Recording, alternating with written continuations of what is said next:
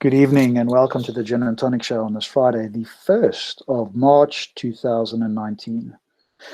And welcome to my colleagues, Thunderous and Stop Spamming. How are you guys tonight? Hey.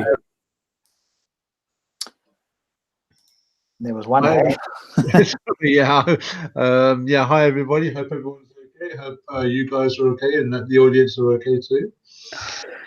Indeed, and good evening to you as a viewer. If you are just joining us, either in chat or just as a viewer, good evening to you as well. We will be continuing with part 9, where we are continuing our reading and discussion on chapter 2 of the Quran, reading from verse 129. But before we do that, I'm sure my ever-eager co-host Stop Spamming has got a few words to say from our sponsors. And our sponsor tonight is the Honorable Abu, what do you call him? Sahih Bukhari. Remember, we're the Jinn&Tonic show where we go and focus on Islam, but we don't bash Muslims, all right? So there's 3 things which are important. Number 1, we try and understand Islam. We try and convey information about Islam. So we're not here to go and compare Judaism, Hinduism, Taoism, Jainism, or whatever to Islam. No, we are addressing exclusively Islam. And what we are doing is we're showing that it's not just another religion where everybody is just praying and feeling merry and like that. It's a political ideology. It's a set of ideas. It's a collection of ideas. And what we're doing is we're looking at those ideas. The second thing what we're doing is we're differentiating between the people who follow these ideas and the ideas themselves. In other words, we don't go and say all Muslims are stupid. We don't go and say all Muslims are ridiculous terrorists or something like that. We are very much aware that Islam is being instrumentalized, is being abused to indoctrinate people to whatever goal somebody sees fit. And this is the problem. And this is why I personally consider Islam to be dangerous, because there are so many different ways of using it. The third thing that we're doing is we're saying we are allowed to criticize any idea in Islam. We are allowed to go and scrutinize the text. We are allowed to go to the sources. We're allowed to look at them, and we are allowed to compare them to what I would call my personal moral compass. And that is what I'm doing. And that is what I'm trying to do in reading the Quran. That is what I'm trying to show people, to make them think about what the Quran is and what Islam is. Now, to show this, I'm not shy to show the positives of Islam.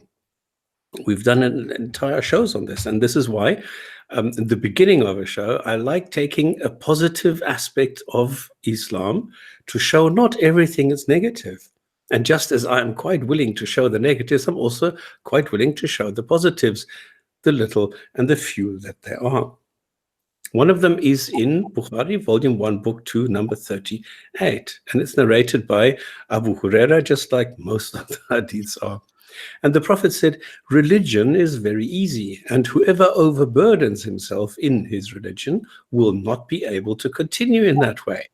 So you should not be extremists, but try to be near to perfection and receive the good tidings that you will be rewarded, and gain strength by worshipping in the mornings, the nights. Okay, I mean, just off the top of my head there, I've not read or heard that one before, but it said, what was it? Don't be extremists, right? Right. But then at the same time, it says something to the lines of seek perfection. Right. Immediately to me, there was kind of a flag that went off there. If you don't, what depends what you mean by extremists, I guess. I can see that, you can take a good view from there, but it also seems to me, just as I listen to you there, what is extreme? In other words, following the Quran extremely closely, i.e. literally, is that extremism, or is extremism, it's just a nebulous term that's thrown out? It is. And you need to ground it on something. So how would you do that? And if you're going to follow the Quran, presumably the closer you are to perfection, the closer you are to following the literal message of the Quran. And if not, well, then how do you actually attain perfection? Okay, and this is why we have the Gin and Tonic show.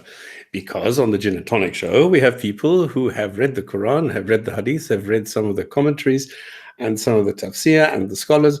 And therefore, we know that this is a recurring theme where you can very easily explain that this not being extremists is something that you see in a lot of the texts, where it tells people, especially Christians, not to be extreme. It tells the Jews not to be extreme in their religion, in their application of their religion towards others.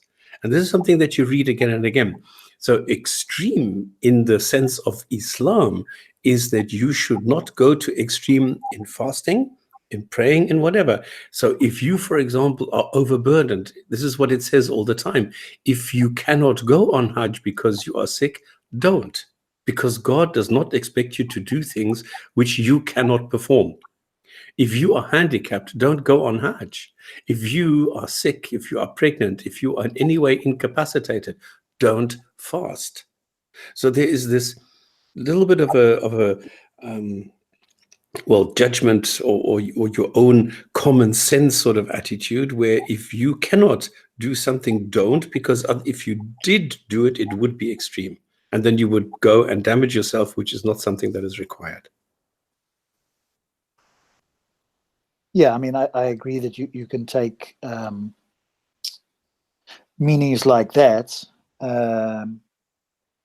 But then again, obviously, as we may go through in the Quran here, we will get to some verses which aren't specifically like that. And I just see that seems to me off the top of my head, as I say, seems to be a difficulty to fully reconcile, don't be quote unquote extreme with seeking perfection. Because if I use that with a pork example, for example, what's the proper term? Not pork, it's swine, isn't it? That's the translations. In order to seek perfection, I should actually be quite extreme in my view on not eating pork, right? And so, well, this is exactly what it says. No, if you are starving, eat pork. Yeah. Well, I'm not looking at the outliers. I'm looking more at the everyday thing, right? But that's not extremism. This is exactly the point.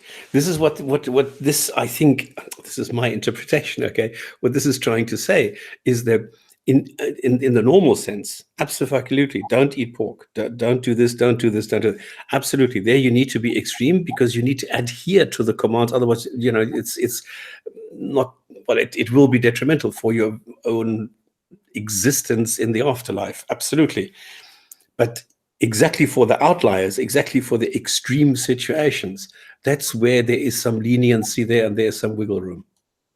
That's my personal interpretation, okay? Yes, cool. Can you just read it again, just so we can hear it a second time? Religion is very easy, and whoever overburdens himself in this religion will not be able to continue in that way. So you should not be extremists, but try to be near to perfection and receive the good tidings that you will be rewarded and gain strength by worshipping in the mornings, the nights. Hmm. What I don't understand about that, though, is that how can you be in extreme, which would imply taking it up another notch or taking it to another level, when the bar is so high, set high in the first place, of it being difficult to attain? But this is the problem in Islam. Everything is down to interpretation. This is the problem. Because it doesn't say anywhere you need to take everything literally and blah, blah, blah. But it does say that you should take it literally. This is the problem. So you can't take anything at face value in Islam. You need to interpret everything. This is the huge, big thing in Islam, that you can't rely on your own interpretation. This is why they're always asking, am I doing this right? Am I doing this right? Let me get confirmation from the scholars. And that's it. Okay.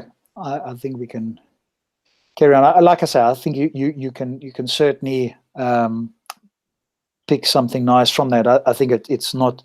That's what I'm trying. Yeah. No, fair enough. I think there's some discussion that, as we've been doing, I think there's further discussion that could be had on that verse. But yes, I could see how somebody could, and maybe it's being uncharitable. I don't think so. Somebody could cherry pick a nice example from that, or take a nice meaning, but you could equally take a not so nice meaning. But like you say, Yes. maybe that's part of the issue. You can, Rob, but this is in Islam. In Islam, you can do this with almost everything. And this is why I took this one, because it does say it should be easy. Okay, you should not go to extremes. You should not go and go and kill yourself over being obedient towards your God. But at the same time, it says, of course, you have to be. You know, it's of course you have this constant extortionist threat. You know, do as I say or else. So of course it's negative and everything. It's just that it's actually quite difficult to find positive things in hadith. So this is where I said, this could be nice if you interpret it the right way. But I agree with you 100%. It's down to interpretation, as is the Quran. Okay, fair enough. Cool. Well, for the moment, we'll take or have a good meaning come out of that, because that was the point of that, right? Yeah. Cool. Excellent. Mona Aisha, I like because I didn't have time to read the chat. I'm just reading the chat because I forgot that I'm actually showing the other avatar, and people are commenting on that. And no, I'm definitely not a Muslim. And yes, I'm poking fun. Cool. Do you want to add anything else there, Thunderous, or shall we go straight to the text? No, I think we'll go straight into it. Yeah, Okay. just go straight into it. Cool. Let's go straight in. Let me share my screen here. Hopefully this will last for the entire show today. Yeah, I doubt it. And it's always been crashing after a while. All right, so we're on Surah 2, verse 129, reading with Sahih International. Our Lord, and send among them a messenger from themselves who will recite to them your verses and teach them the book and wisdom and purify them. Indeed, you are exalted in might and the wise. Yusuf Ali, our Lord, send amongst them a messenger of their own who shall rehearse thy signs to them and instruct them in scripture and wisdom and sanctify them. For thou art exalted in might and wise. So let's just carry on. You wanted to say something? Go ahead. Yeah, I think the first question you have to ask is, who's he speaking about? Is he speaking about himself? Well, that's it. That was my first question, and here's what Ibn Abbas seems to suggest: the offspring of Ishmael, a messenger among them. Well, there's no genealogy to prove he comes from Ishmael. That's pure speculation. And the second thing is, it says they're an apostle of their own. But if he's for all mankind, why does he have to be of their own? It could be anyone as long as he's for all mankind. What is this necessity he has to be of their own? Why do you need a messenger? Why do you need messengers? And who is speaking here in the first place? They're a messenger, namely Muhammad. Okay, so they are saying it's Muhammad here. So again, there's different. I'm just looking at the. So like you say, they're claiming he's an offspring of Ishmael. There, it's clearly saying Muhammad that is being sent down. But as you say, I mean, part of the problem with this is that you're going through somebody else. So it's like we were saying earlier, Stops, isn't it? You're pouring, presumably pure water through a dirty filter. There's always going to be some level of impureness that is coming through. And especially, if the Quran is written allegedly by a God, and this God says, "Our Lord." Well, exactly. Who's he talking to? Who's he talking to? And why send a messenger in the first place if this is a God who is, as it says at the end, exalted in might? In other words, like really, really, clever and can really do a lot of things. But he cannot teach people how to worship, that they need to worship, and that there is a God, where they claim that everybody is born a Muslim, and then apparently something like 85% of the population leave this God and say, no, we're not convinced.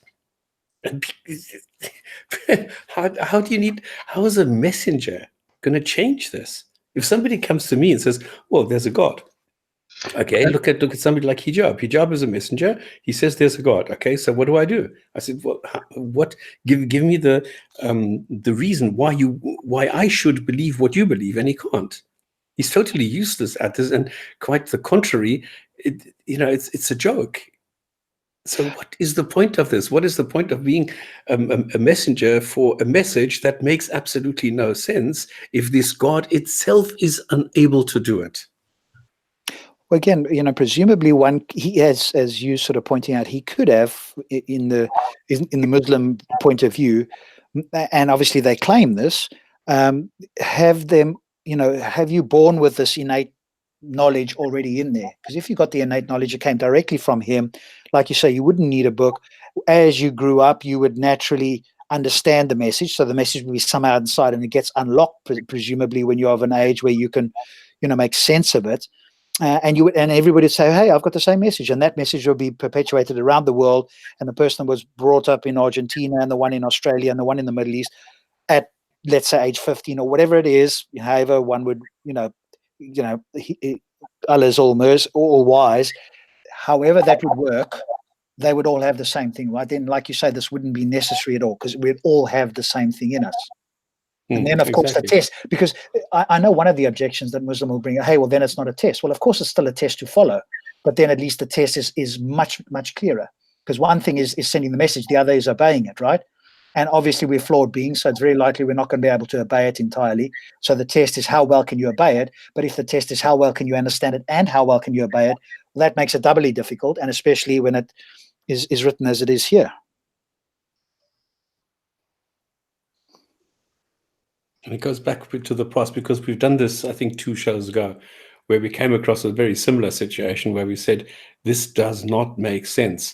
The way that the whole setup is done, where you have a God who issues some commands which people don't even know about, and then tests you on the commands that you don't know about, and then goes and judges you on how you perform during that test, which you have no way of matching, of fulfilling. So we've seen in the past that there's so many loopholes, so many things missing, where this doesn't make any kind of sense.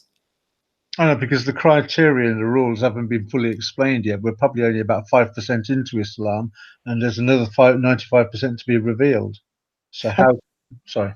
No, you're right. And of course, it's not in chronological order either, is it? So that throws another spanner in the works. You would think that this would be revealed in such an order that you could start to understand it, see what happens, and then follow it, and you'd get sort of a story, right? But that's not the case either. But if for me personally, I'm just looking at it purely from what the text reads. Mm. It says, "Send among them apostle of their own." So just that line. If they wanted, surely they just wanted an apostle or wanted guidance. If that's what the plea was from the people, why does he have to be from them? Why is there this plea or this requirement or this request that he has to come from them? Presumably, maybe again, hopefully we'll have a Muslim joining us. I'm just checking who it is, but presumably one of the things they might say is because then you're more likely to believe him if he's amongst you. So let's say it was somebody in the UK, for you and me, Thunderous, you're more likely to believe somebody in the UK than somebody from the Antarctic or, somewhere else. That might be one way to say that. But again, I think that's quite weak, because if, as you probably would point out, if he had the message, it didn't matter where he come from. It would be so convincing that it didn't matter whether he came from within you or somewhere, like an alien person. Well, but we'll put it like this: how many people historically would you turn around and say you would admire, though they're from their message or their personality or what they were trying to espouse? I mean, I'll give an example: Gandhi, Martin Luther King, John F. Kennedy, John Lennon, even to a greater or lesser degree, Princess Diana, are all admired from various tribes, peoples, and tongues. Though they are not, though those individuals are not from those cultures or communities or nations, yet universally recognized. So, and those are people that are not bringing the message of God. Those are just individuals that are espousing, that you gravitate to because of the message or something that they're trying to convey that you agree with. Yet this is supposed to be a man from God. He's supposed to be the ultimate conveyor of an ultimate message. The message is more important than the one that brings the message. It's a bit like the old phrase, which is more important, the gift or the giver of the gift? If the message is the gift, then the giver is irrelevant. Yes, and I again, I could see them pushing back in the sense that again, because I don't know if we do know when this verse was in the actual chronology of Muhammad's life, but possibly it's it's probably not right in the beginning, right? Or maybe it is. Just because it's near the beginning of the Quran doesn't mean it's the beginning of the chronology. But if he's being sent from within, to rehearse thy signs to them and instruct them in scripture and wisdom, could a Muslim make the argument? I'm not saying it's a good one, but could a Muslim make the argument that he's coming amongst the people to teach them what they've forgotten, or teach them about the corruption, or whatever the case may be? I don't know. Well, why would you go to a minority location with a minuscule language? Why would you not go? Why would Allah not send someone to China, or in the Orient, or maybe in Africa, where there is a greater population, with probably a larger community that speaks a language more available than, say, this, prehistoric Arabic is?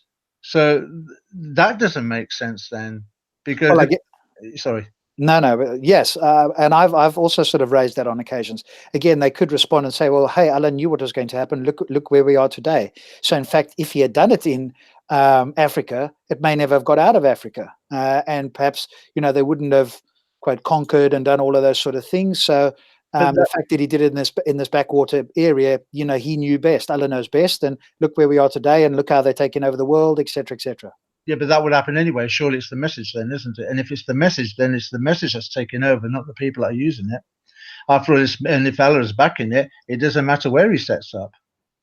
That's true. I mean, if he guided another messenger as he supposedly guided Muhammad, that it could have been a messenger anywhere else. But again, possibly it would retreat to Allah knows best here at this point. He certainly does. And to throw another spanner in the works here, there's also something we've seen in the past shows.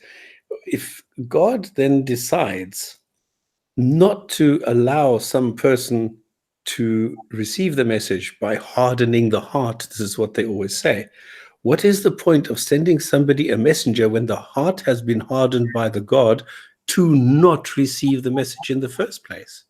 How's that relevant here, though? Well, you are a person, your heart has been hardened, so you're not going to listen to what this God has to tell you. And then he sends you a messenger and says, well, here, I'm the messenger, you need to listen to me.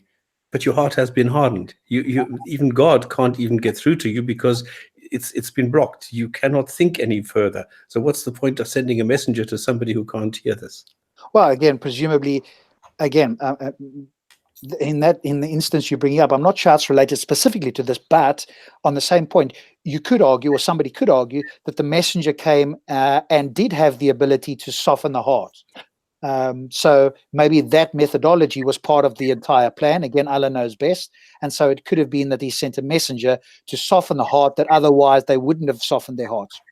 I mean, I want to welcome in Benny. He's a Muslim guest that's joined us before. Benny, I don't know if you've read this verse, but what's your thought on some of the things you've heard us say?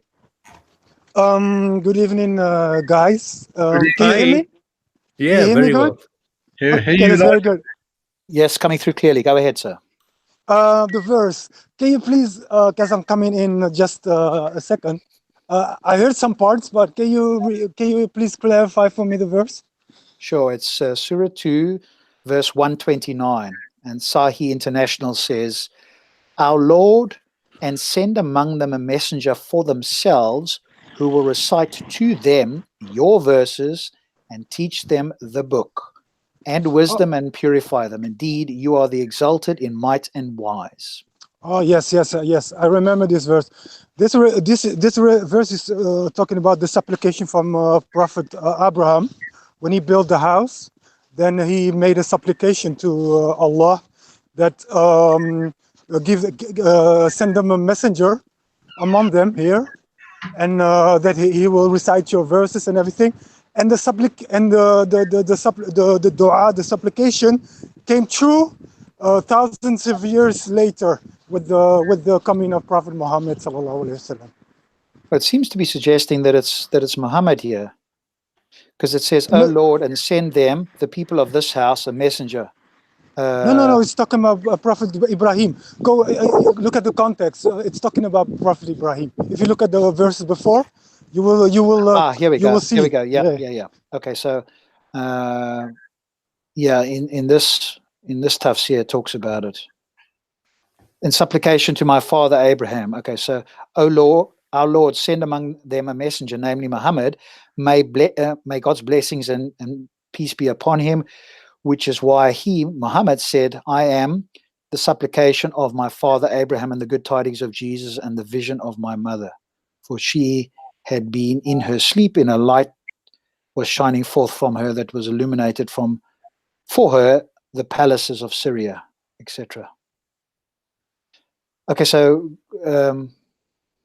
what was your question? Because maybe Benny can respond.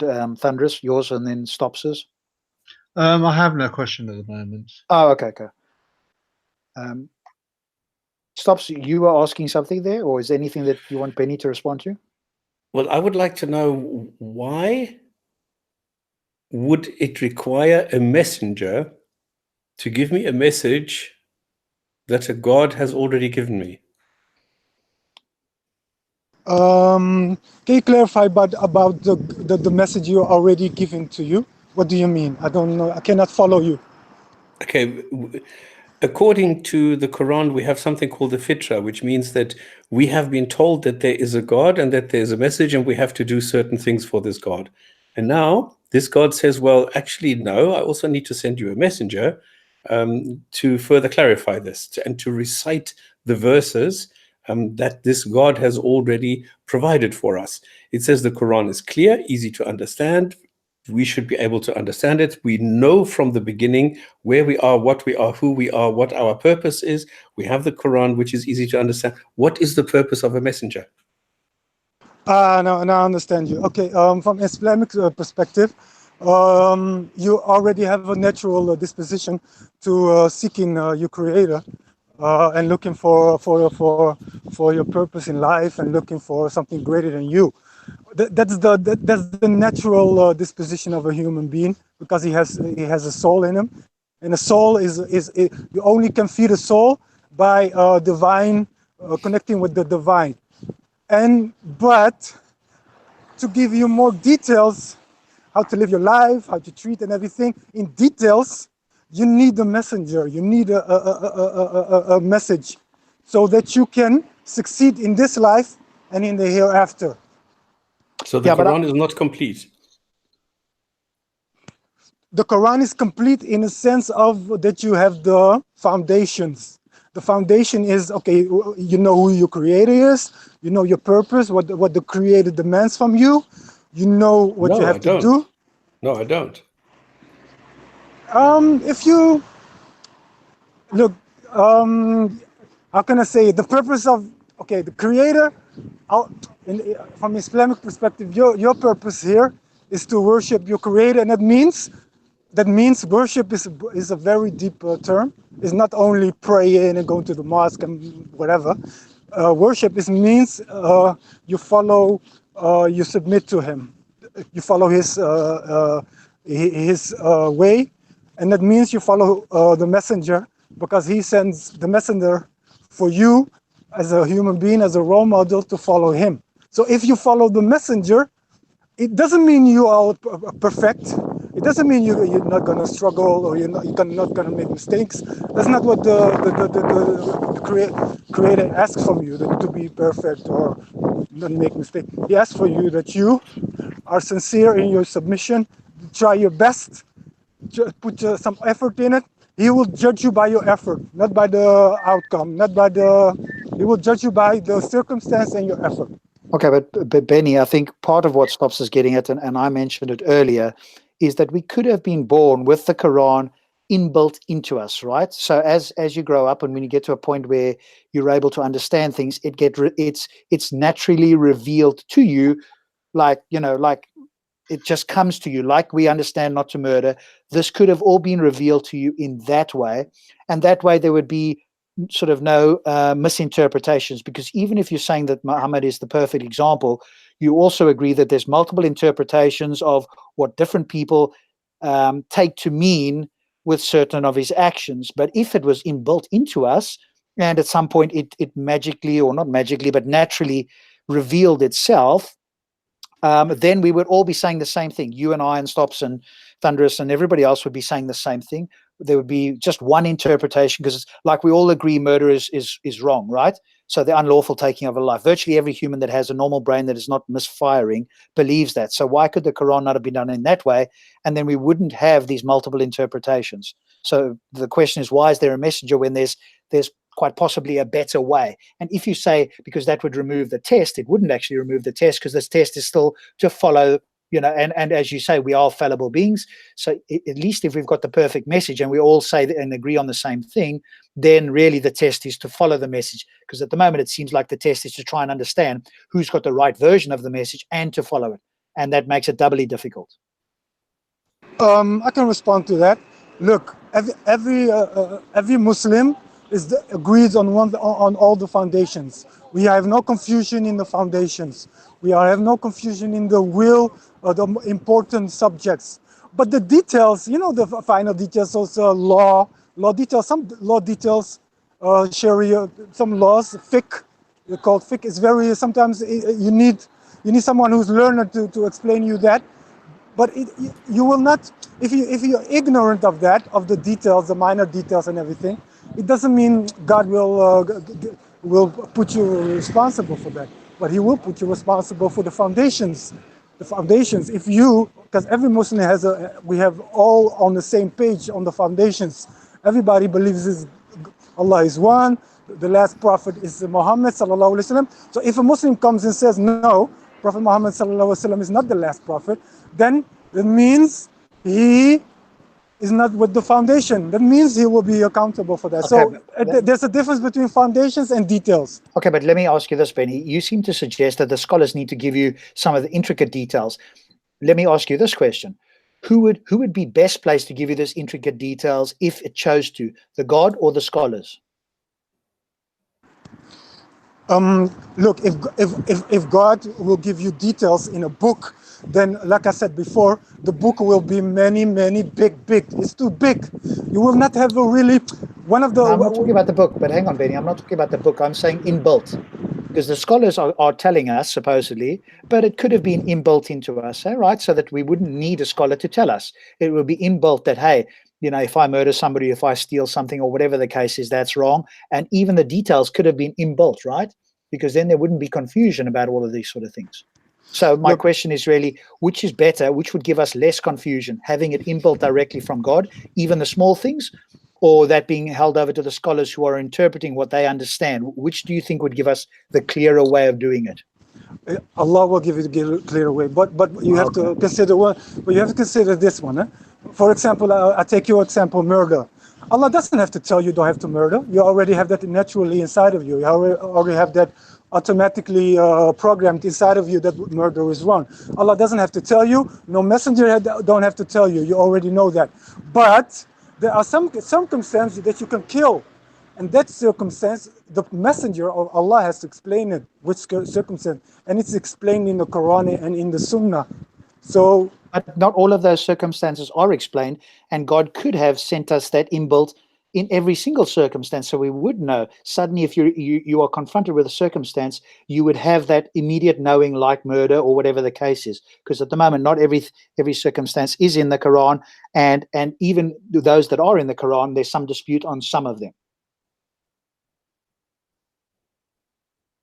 Can you give me one example of a circumstance that is not really explained by the Messenger sallallahu alaihi wasallam or in the Quran about killing? Okay, sure. So something like a woman's right to terminate a pregnancy. Oh yes, it's explained it's explained that when her life is in danger, she can terminate the pregnancy.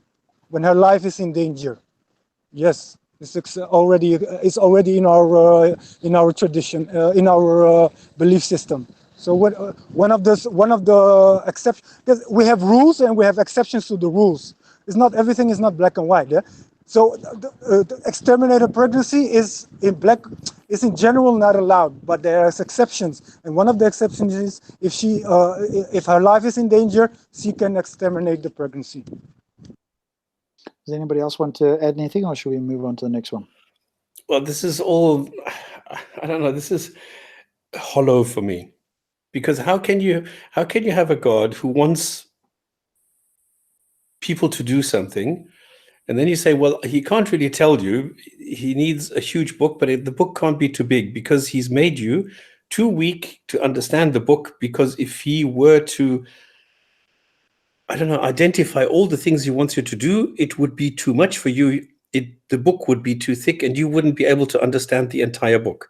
So he's creating people who are unable to understand all the things they're supposed to do.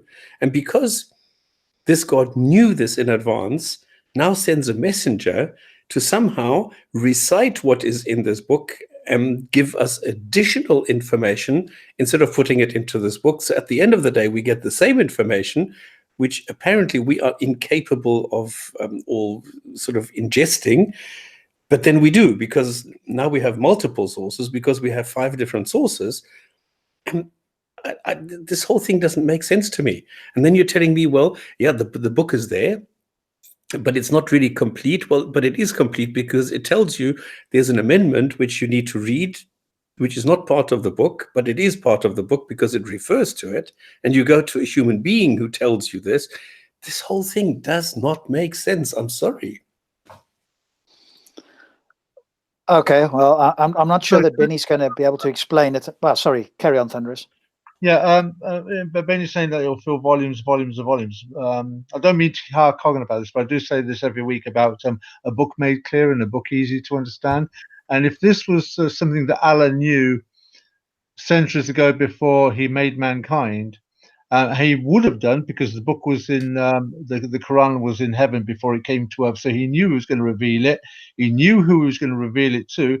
The Quran is quite clear that Muhammad is the example for mankind, so you have to go to the Hadith to understand more about Islam, because you're looking at the model of Muhammad, and the Hadith fill volumes anyway.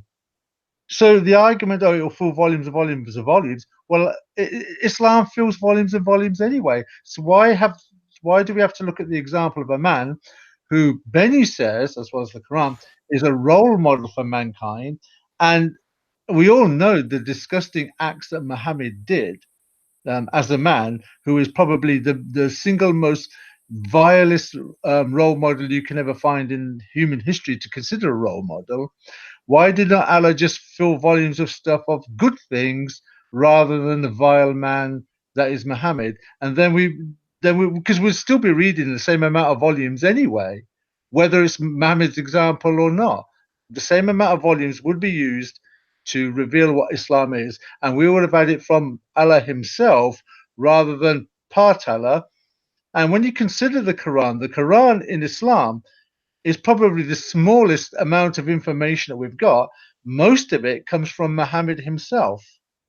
So are we really learning more about Muhammad, or are we really learning more about Allah in all of this? Over to you. I don't know if you want to respond to that, Benny. Look,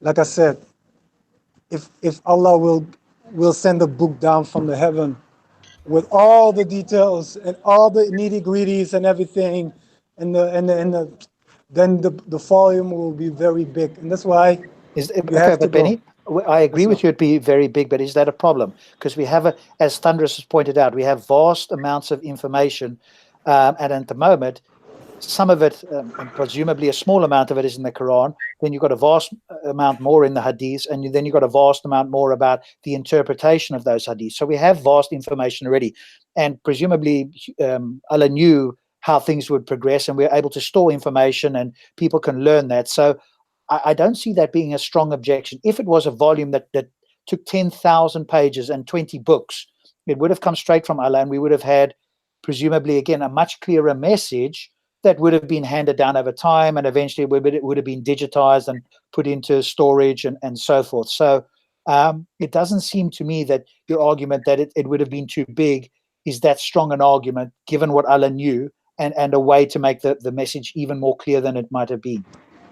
Can I have a final comment on this, and then we can move on? Go ahead. Allah says in the Quran, if you don't know, ask the people of knowledge. That means in general. There's a general statement in the Quran. For example, if you don't know about if you don't know about certain medicine, you have to go ask the people of knowledge, the doctors and everything. So it gives you all a guideline in the Quran that if you don't know something, it is not really explained in the Quran, you have to go to the people of knowledge. And that's the general rule. Okay, can I have the last comment on that then? When Allah says in his book Made Clear, in his book Easy to Understand, that he repeats several times, go and seek knowledge from people who understand. Okay, who do I go and see? I've got this scholar for $1 over here saying this interpretation. I've got that scholar for $1 over there giving me that interpretation. I've got that scholar over there saying this, that, and the other. Who do I go to? They're all saying different things. So which one do I go to?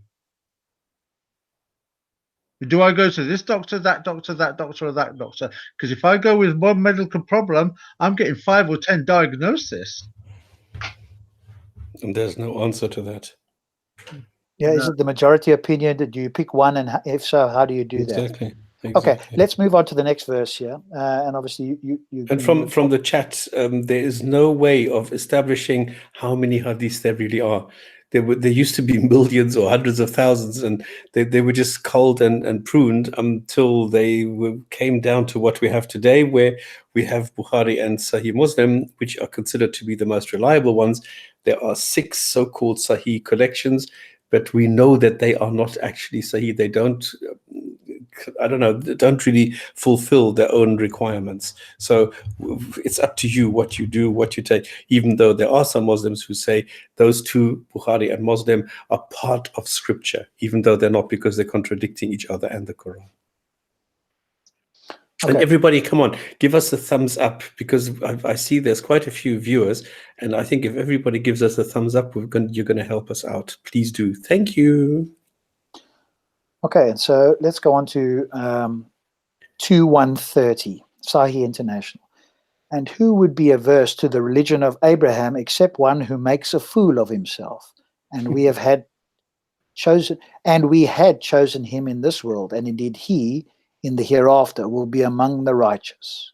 Yusuf Ali, and who turns away from the religion of Abraham, but such as debase their souls with folly. Him we chose and rendered pure in this world, and he will be in the hereafter in the ranks of the righteous. So, go ahead. No, I mean, this is the carrot and the stick. I mean, first you get threatened, and now you get coaxed along. So, yes, you if you don't do it, you get killed, you get tortured, you get everything. But if you do, you get a reward, and you're going to be with the good guys. So there you go. Mm-hmm. He's setting himself up. Have you got any comment on this verse, Benny? Yes, this is directly talking to the children of Israel, because the children of Israel claim to be the followers of Prophet Abraham. But Prophet Abraham wasn't a Christian or a Jew. He was a submitter. Everything God told him, he did. He said, yes, sir, I will do that. I will do that. He was a submitter of God, and he was a true example how to submit. If God says, okay, go kill your child, he submit. He doesn't question. He submit, and that's the true follower we all following in his legacy, and hopefully we are submitted like him. So we shouldn't we shouldn't question then, Benny, anything that we might have. If we're hesitant about something, we shouldn't question. We should just follow. Is that right? If you come to a conclusion that that Allah is the creator, and when he guides you, you will see everything clearly. Your intellect will be at rest. Your heart will be at rest. So everything he says, you submit to him. Yeah. That's so you don't. That's the level. Yes. So you don't question then. So once you believe Allah is the God, whatever He says, which presumably comes through the Quran and some hadiths and some interpretation of what Muhammad is supposed to have done, you wouldn't question that, correct? So, for example, question is a different. If you don't understand, you should question. That's a different story. But if there's a commandment, then it's clear to you the commandment, go do this.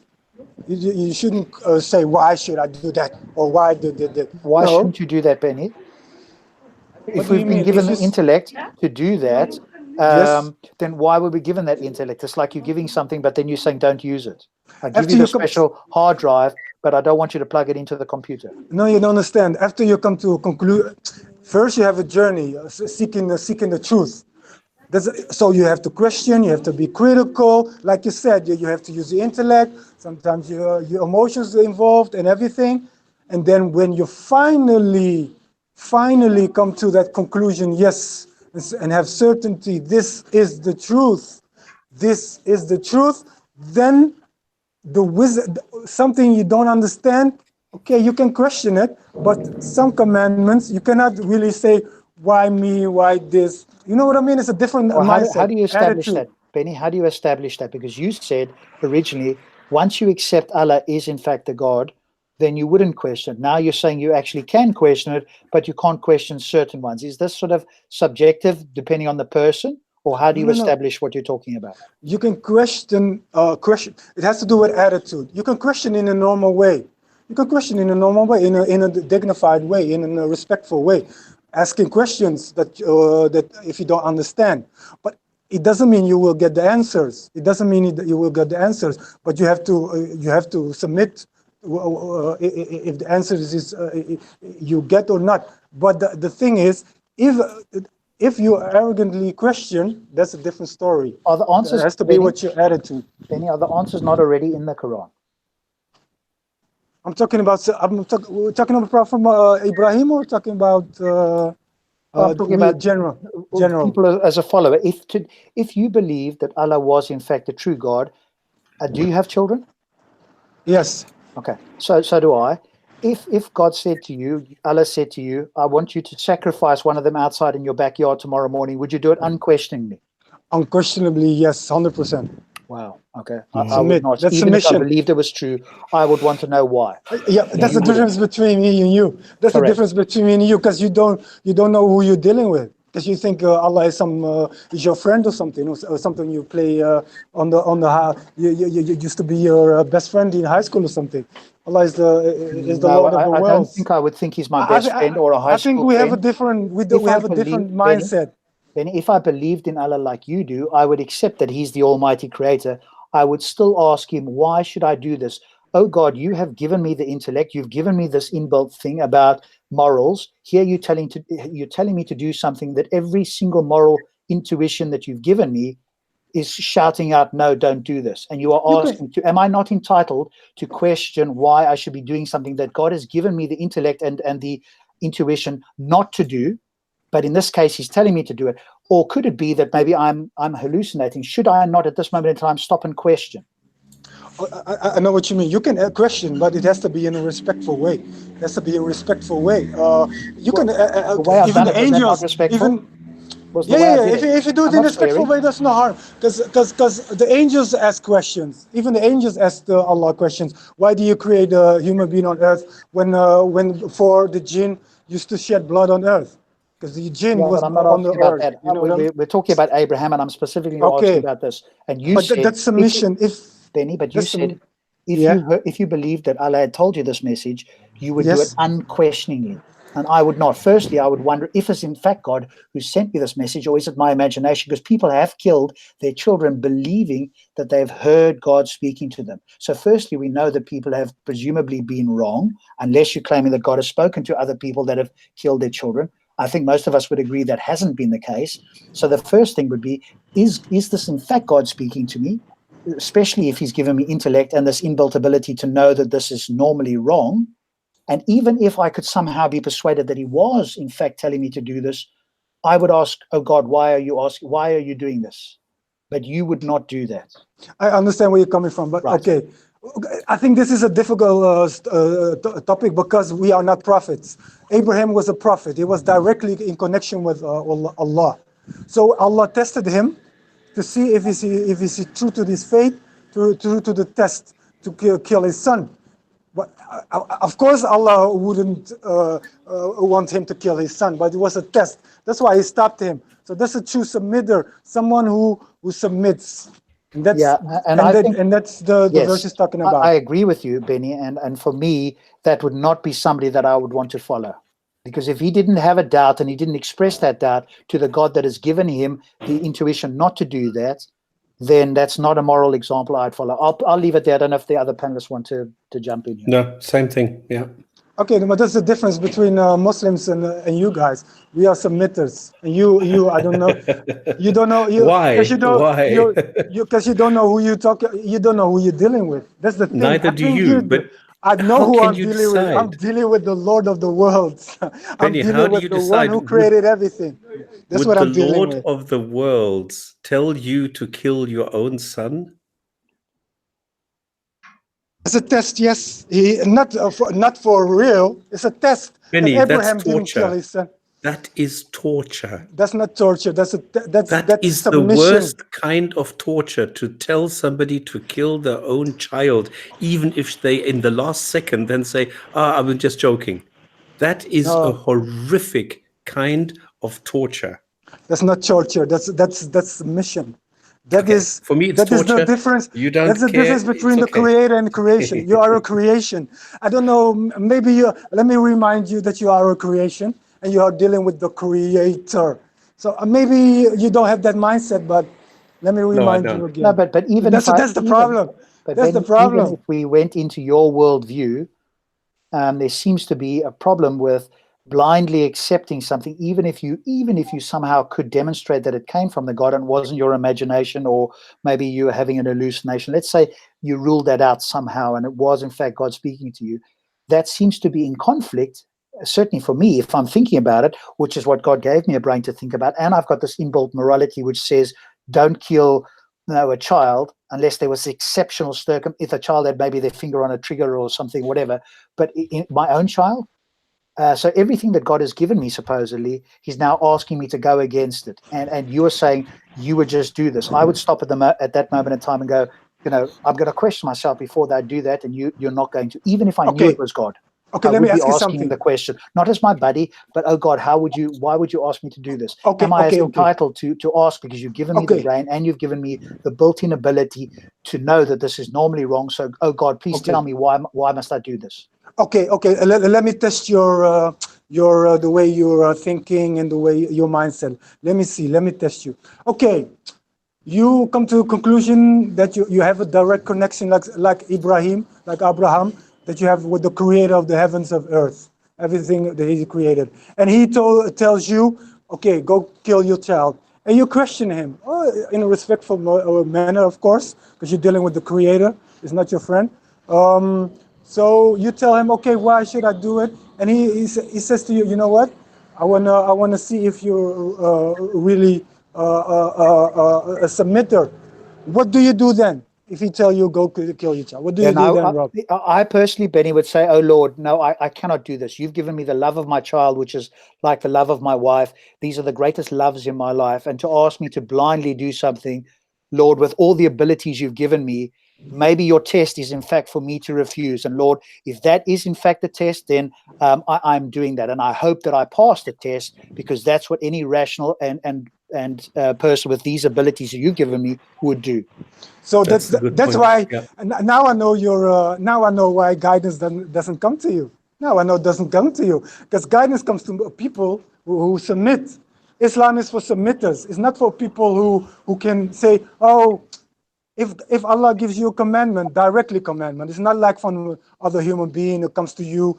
Yeah, that's different. But if you have a direct connection with the creator of the heavens of earth, and he gives you a direct commandment, and you refuse, sorry, I don't know, but your mindset is crazy. I would say the same about you, but there we go. I think we'll have to agree to disagree. Is there anything else you guys want to do, or should we move on to the next one? I'm fine to move on. Okay. 131, 131, Sahih International. When his Lord said to him, submit, he said, I have submitted in Islam to the Lord of the worlds, Yusuf Ali. Behold, his Lord said to him, bow thy to me. He said, I bow my will to the Lord and the cherisher of the universe. So there you go again, Betty. There is the Lord telling him what to do. So presumably, again, he would not ask, he would just do what he's told, correct? This is who you're dealing with. Look, even if you don't believe this, you have to just think for a second. Think for a minute.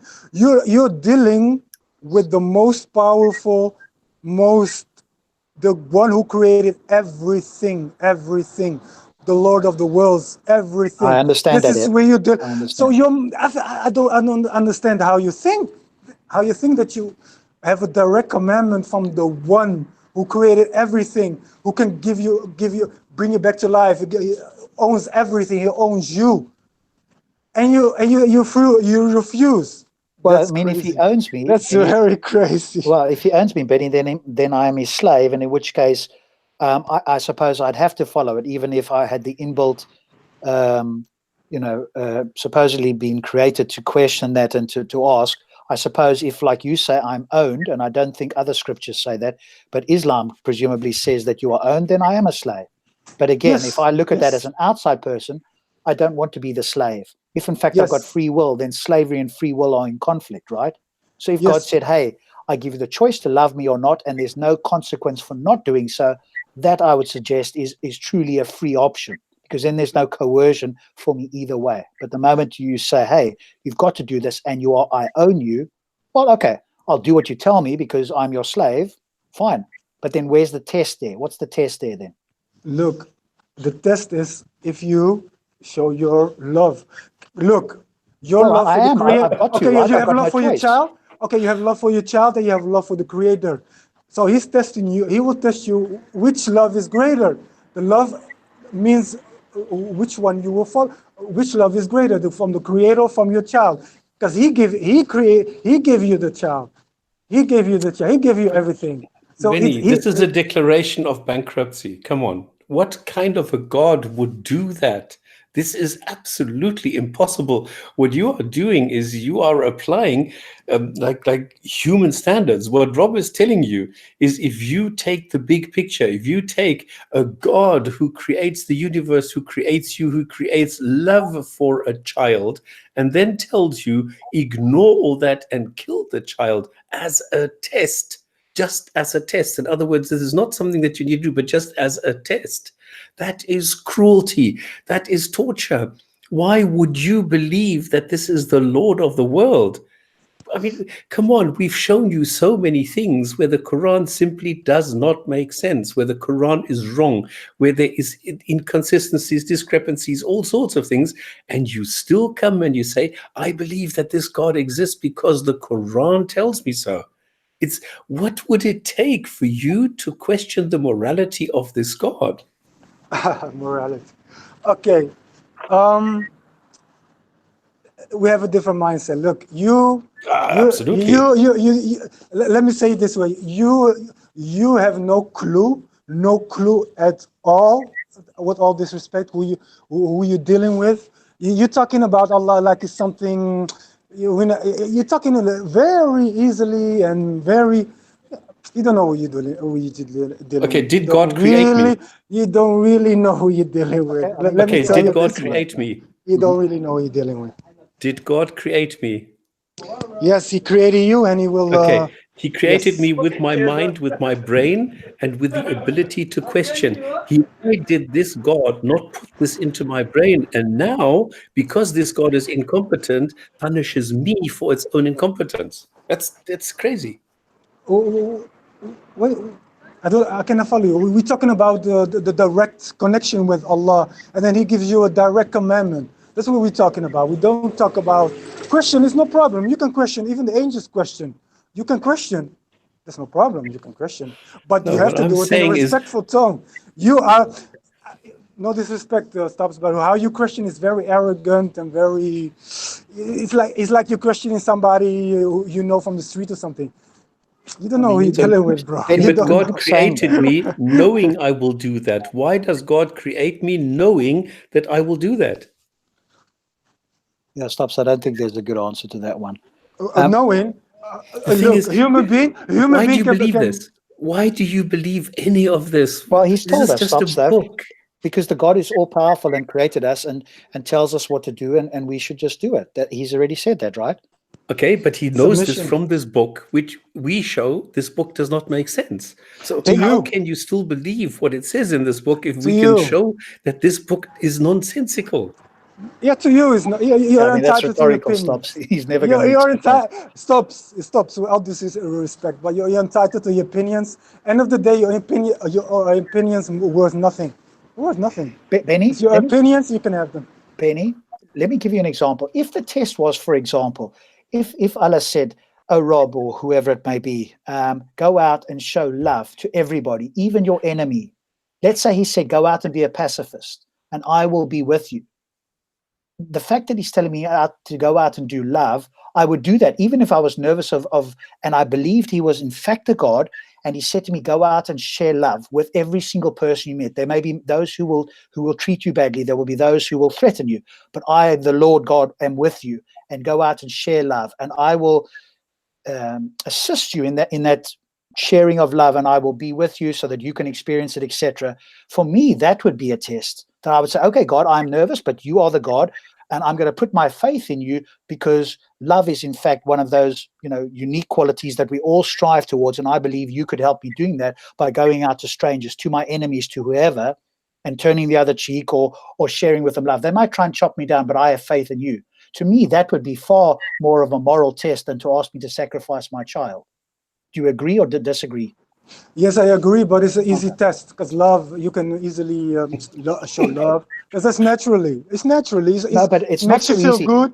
It makes you But feel Benny, good if you show love to somebody else. But it's not But- easy in the face of adversity, or when your enemy is standing there, right? Then you've really got to have faith, because at that moment in time, if you didn't have faith, or it was an illusion, you would lose your life, or you'd be tortured or slashed, or whatever the case is. So I don't think it's that easy. I think it's showing love to everybody, especially your enemies, is incredibly difficult, and that is a pretty tough test to do. But at least if the God had given me the command to share love, I think that's something that I could follow if I believed that it was truly the God. I would have very difficulty following it, even if I believed it was a true God to ask me to sacrifice my son. Look.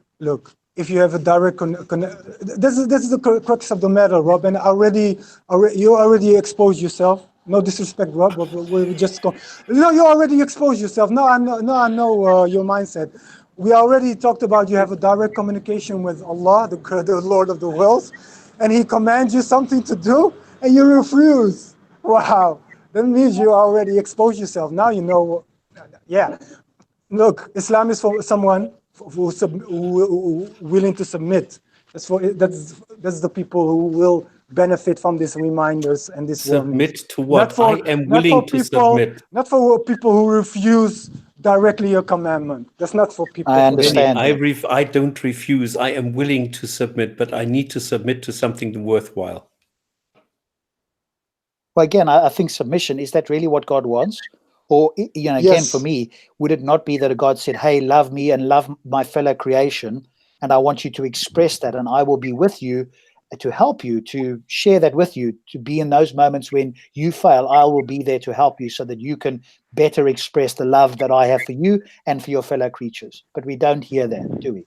No. Submission is a very broad term.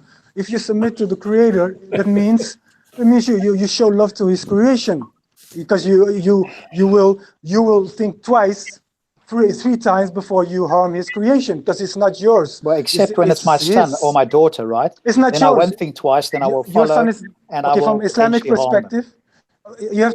We have a different mindset. From Islamic perspective, you have I to know. understand this. I agree. Your son is not yours. Your own self is not yours. You're just giving you're not.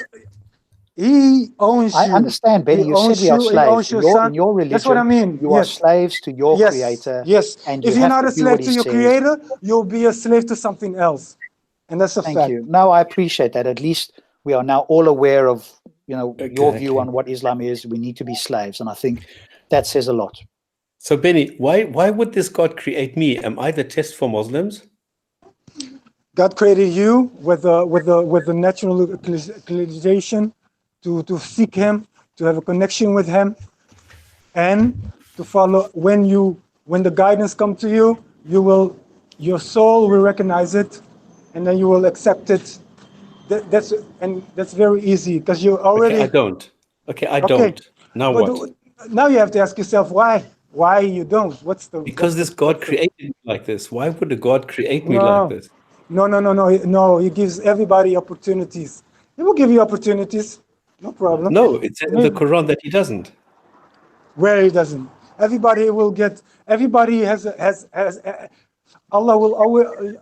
In the Quran, it says Allah will show him the two paths: the path to misguidance and the path to guidance. And you We are saw the one last who week have to that there are choose. some where the hearts are hardened. Now what? Yes, the hearts are hardened means they are. It's talking about the Jews. The verse was talking about You the said Jews. everybody. Now we're seeing everybody except the Jews. No. You have to read in context. The context was talking about the children of Israel. The children Why do of you need Israel. a context? No, we're not talking about context. Yeah, but I'm asking a question. you're If there are people generalizing. who are being created not to believe, not to submit, not to go and worship, why would that be? Why would that be? Because they choose. You chose yourself not to be. Are Allah there didn't people force who will you. never believe? Are there people who will never believe? Yes, they are. Okay, Yes, they why are. are they created if this God knew in advance they will never believe? No, but why? Because they are. He gives them responsibility. He Can gives them I? responsibility. He knew that they will never believe. He Why were knew, they but it has nothing created? to do with you. It's Can, nothing Why to can do were I? with they the human created? beings. Can I It interject? has nothing to do with the human. Okay, let's Look, set Thunderous in there, there's please. Can we let he Thunderous in created there? heaven and hell. He created heaven and hell. And some Yeah, people will go ahead to I'll heaven, give and an some answer people go after hell. Thunderous. Go ahead, Thunderous. We're forgetting something that Benny has repeated twice over the past couple of weeks. If we remember the word covenant, we were in heaven before we came to earth, and Benny's made that quite clear that there are billions of human beings in heaven before they came to earth, because that was the covenant, and we made a covenant with Allah to be tested before we came here. So can we roll? We're talking about the relationship with Allah and tests, this, that, and the other, but we've not mentioned that significant point in the human being journey that we were all in heaven before we came to earth. And I'm kind of startled. I can understand it from Stop's point of view because he's not Muslim, so why would he bring that up? But I'm kind of startled that Benny has mentioned this twice quite firmly. And Mohammed, who was a guest on the show, also agreed with Benny that this is actually an Islamic doctrine, and Benny's not mentioned it tonight. Yes, it's Islamic doctrine. When you were created as a soul, then we all stand together in line, and Allah told to us, "I'm not your Lord. I'm not your Lord." And we all testify, "Yes, indeed, you are our Lord." Was So that a single that's line? the test. Was that a single line, or was it? It's in the Quran. It's in the Surah. Which Surah? Surah. I have to. I will look it up and I will give you the verse. We'll come across that surah in a few weeks. But Yes, it's in the Quran. how many human beings do you think there were in heaven? Because there's All human beings from beginning to end. now. Are there more human beings to come down from heaven? Yeah, waiting. Yeah. Look, the angel will take a soul, and he will come to the mother's womb, and he will put it in the body, because the body is nothing without a soul. The body is just an empty shell.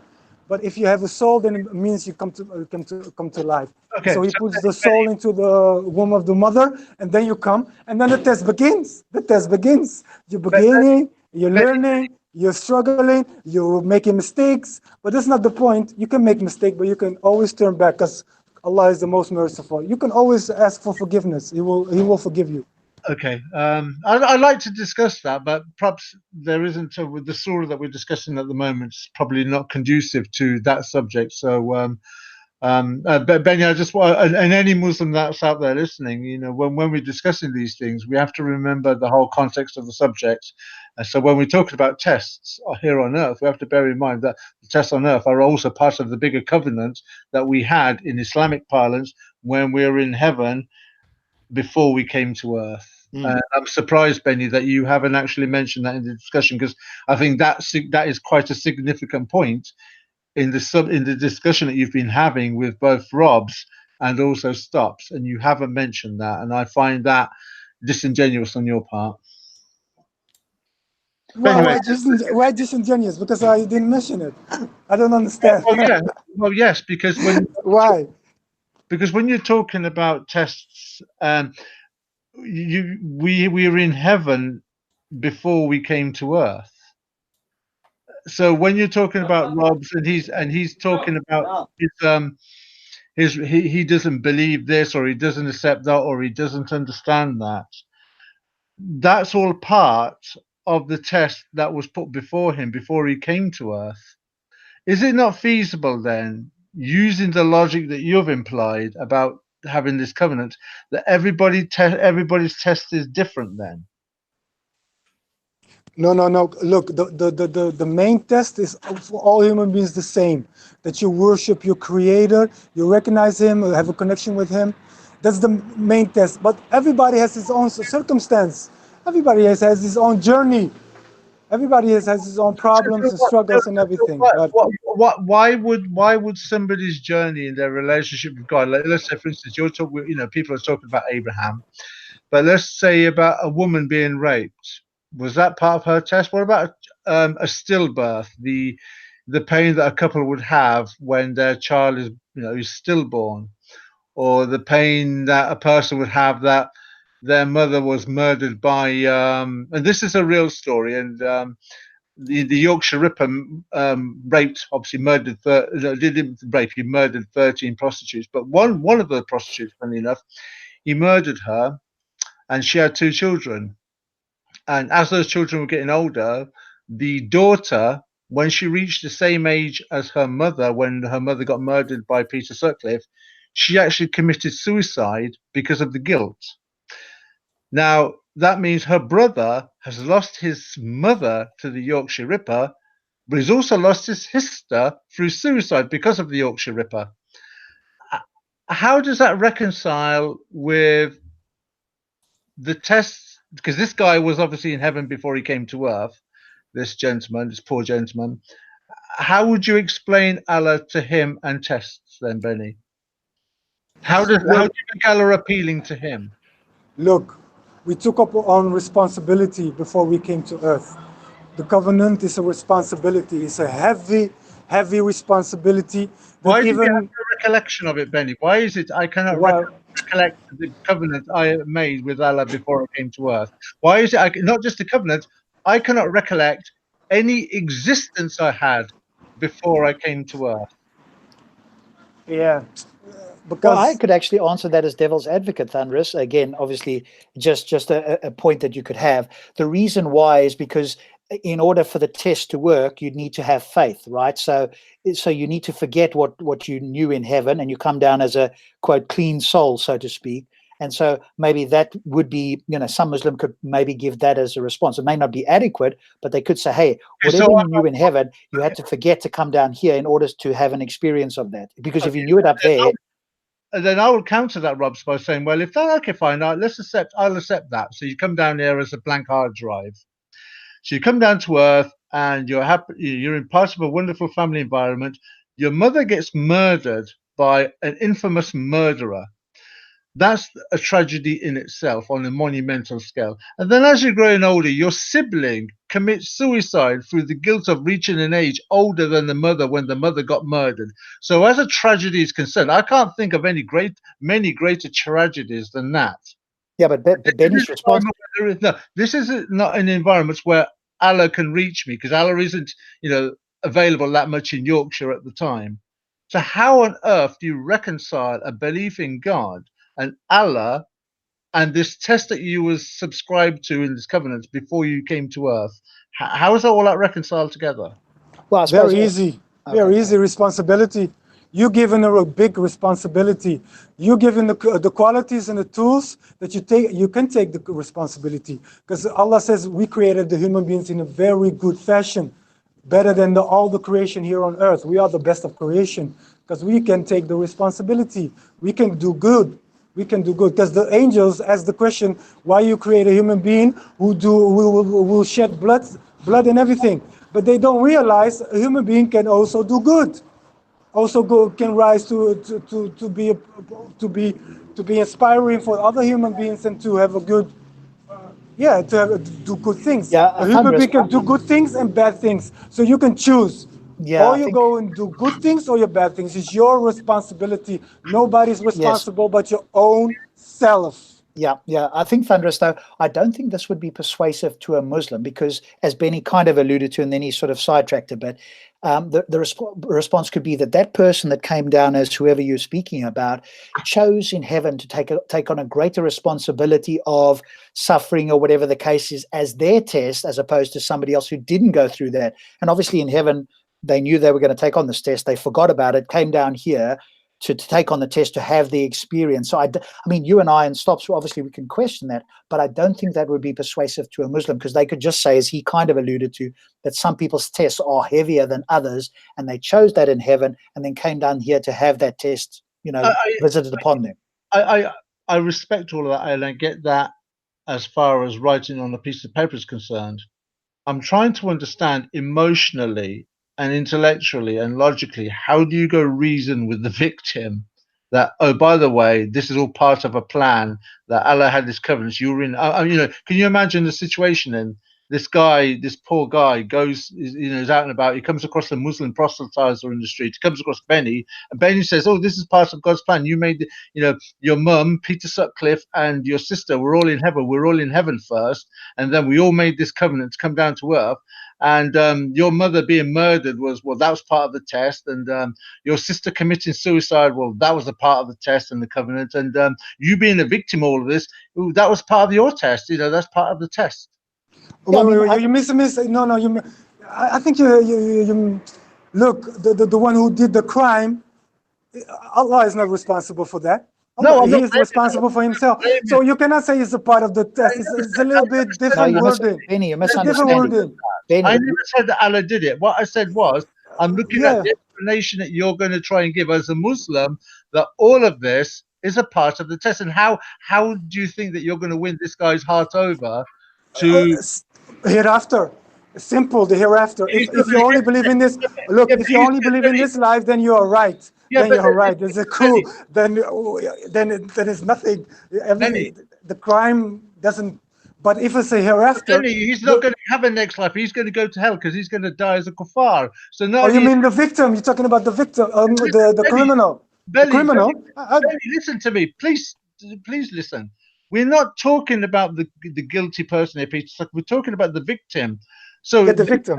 We're talking about the young man who lost his mother and lost his sister. This guy, unless he believes what the religion of Islam teaches, he will then go to hell as a kuffar for not believing in Allah. No, it's not black and white. It's not black and white, because maybe he will. Every person will be judged individually on their circumstance.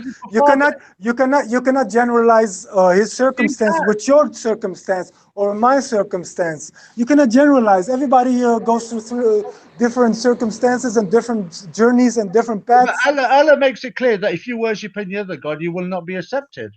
Okay, if you worship other gods, yes. If you worship, but if you don't worship, if this guy dies worshiping the Trinity, for example, yes, he will go to hell. I don't know 100%, but if he received the message, of Islam, clear message, never accepted it, and he doesn't accept it, and he has no good reasons for that. He has no good reason. Then he will go to hell. Yes, you're right. Great life he's had then, eh? But Thunderous, I still don't think, just to be honest, that this is persuasive. Let me put it, you've put it in a maybe not quite as charitable way. Let's say I'm the Muslim. I'm going to play devil's advocate now, okay? Imagine that you were heartbroken or whatever, and I came to you as a Muslim, and I said, hey, Thunderous, it's awful what's happened to you. And there is this God out there, and this is a test. I understand that this is truly heartbreaking. It's terrible. But if you accept Allah, know that this is a test, and you will be with Him. If you accept Allah and you follow these rules, know that you will be in heaven with Him. And the suffering you have now is but a short moment in time. So I understand the difficulty with this, but hey, accept Allah, follow these rules, and I tell you now, you will be in heaven for the rest of your life. And in fact, you'll be with your deceased or Yeah, because perhaps they weren't Muslim, but who knows? Maybe Allah will judge. Can I tell you something? Can I tell you something? Can I tell you something? I will turn around and say to that, Rob. I'll turn around and say, well, that's funny because the Mormons said something the other day, very similar to that. The Catholics said that the other day, and even the Buddhists turned around and said that to me the other day because he was street proselytized and he stopped me in the street and said it was all about karma. Okay, there's a saying. Okay, that's a good point. There's a saying. It relates to Rob's his thinking, but as a Muslim, so to speak, as the saying of the Prophet sallallahu alaihi wasallam, if a person who has the most difficult life here on earth, the most difficult life, struggles, losing everything, illness and everything, and he just sees paradise for 1 second. Wait! I will give you explanation that you know what mindset we Muslims have. And he has the most difficult life you can ever imagine, but he sees the paradise for 1 second, and the angels will say to him, "How was your life on earth?" He will say, "It was super. It was great." On the other hand, you have a person who has the easiest life. He has everything. Success, money, everything, and he sees hell for 1 second, and the angels will tell the person, "How was your life on earth?" He will tell, "I had the most miserable life." That's the mindset we Muslims have. But Benny, there is no surah or ayah that says that at some point, whatever the human being experiences, they're ever going to see heaven or hell before they die. There is no ayah that says that. You've just It's made in the future. Up. No, it's in the future. Hey, when it's you in the die, future. when you die, that is it. Your test is over from the Islamic parlance. So when you die, so when this guy dies, right, his test is over. He's now waiting to be judged. So when he wakes up when Allah wakes him up for his judgment, Allah's going to ask him 3 questions: Who's your God? What's your religion? Who was your prophet? He's not Allah, not Allah. The two angels. On behalf of Allah, then, for crying out loud, don't be obtuse. On behalf of Allah, who's your God? Who's your prophet? What's your religion? He's going to say, Allah wasn't my God, Islam wasn't my religion, and Muhammad wasn't my prophet. So the guy's going to go to hell then. It doesn't matter what life he had, struggling or good. If he died kuffar, he's going to hell. You know, the funny thing is, people who struggle here in this life and end up in hell, wow, that's the most miserable people. Because you struggle here in this life, and on top of that, you end up in hell. Yeah. Wow, then you'll be a big loser, a very big loser. That's the whole point of Islam. That's what I see. Okay, let's move on, guys, to the next one. Yes, please. I think that we sort of diverted off a little bit there. But but I think it's interesting. It's useful to have these sort of excursions now and again to understand the mindset that we're dealing with. Yes, the problem. Because you have nice people that you can talk to, and yet when you talk to them, all of a sudden you turn around and you think, where does this come from? How can anybody think like this? So I think it's always very useful to have this now and again. Rob, stops. That was my motive. That was exactly why. Hence why I mentioned about the test in heaven before we came to earth. That was the point. Yeah, I mean, but I still think, Thunderous, maybe I've missed it, and I'm not. Again, I'm obviously trying to understand it. So if I've missed the point, then I apologize. Maybe you can explain it to me. If we had this and we agreed something in heaven, but we forgot about it when we came down here, then whatever we agreed to in heaven is completely irrelevant to our experience down here. And if in fact we went through all the suffering, and this victim came across Benny and he said, as I did, in a very loving way, hey, this is terrible, but if you accept Allah, because Allah is the true God, forget all the others, they were all wrong, I've got the right one, and I'll show you why it's the right one.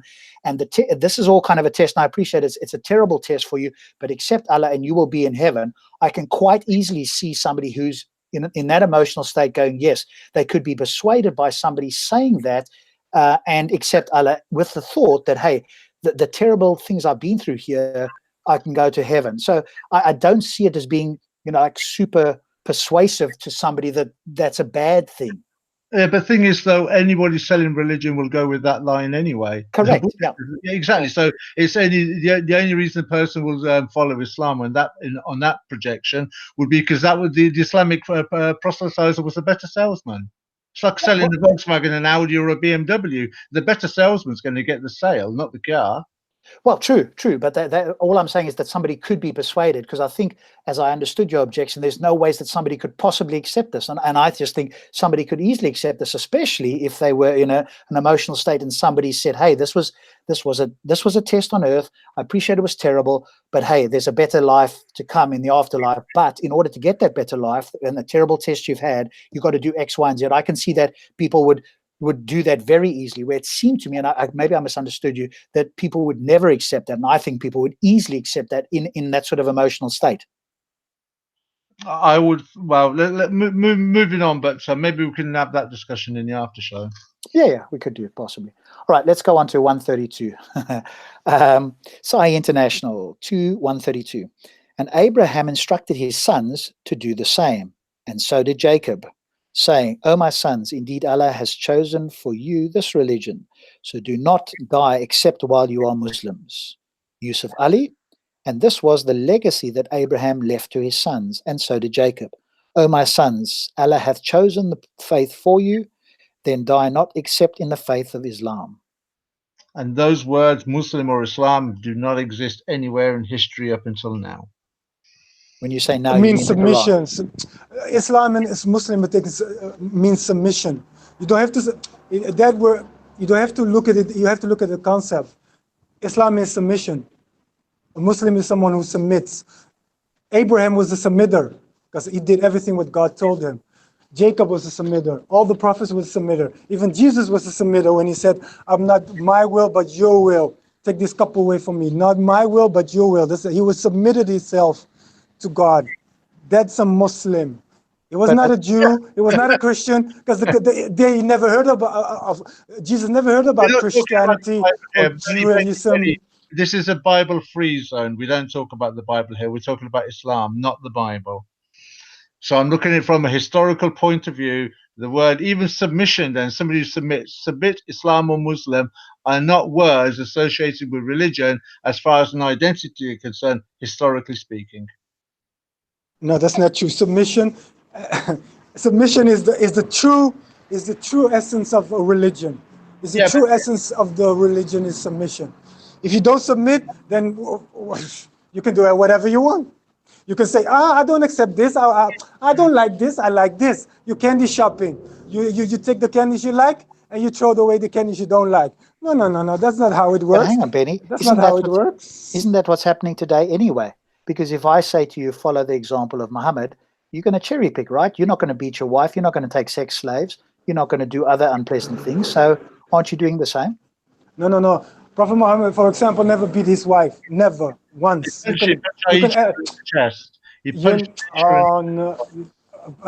Please. He never. You can ask everybody. You can check and do academics research about it. He never. But submission, that's the key. Everybody can say, talk is cheap. You can say, "I believe in God. I believe in the last prophet Muhammad." Talk is cheap. Talk is cheap. You have to prove it. That means you have to submit. You have to follow authority. If Prophet Muhammad sallallahu alaihi wasallam told you something, you do it. That's the true essence of Islam. Yeah, I know that. I know you've said that. But going on to another point here, it says that Allah hath chosen the faith for you.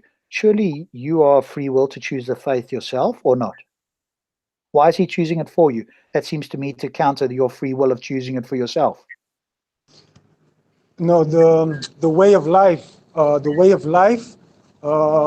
that's acceptable to Allah is submission, and He chose it for you. Means, okay, this is now I given you the way of life, so follow it if you want to be successful. Because Allah is making you, it makes you easier.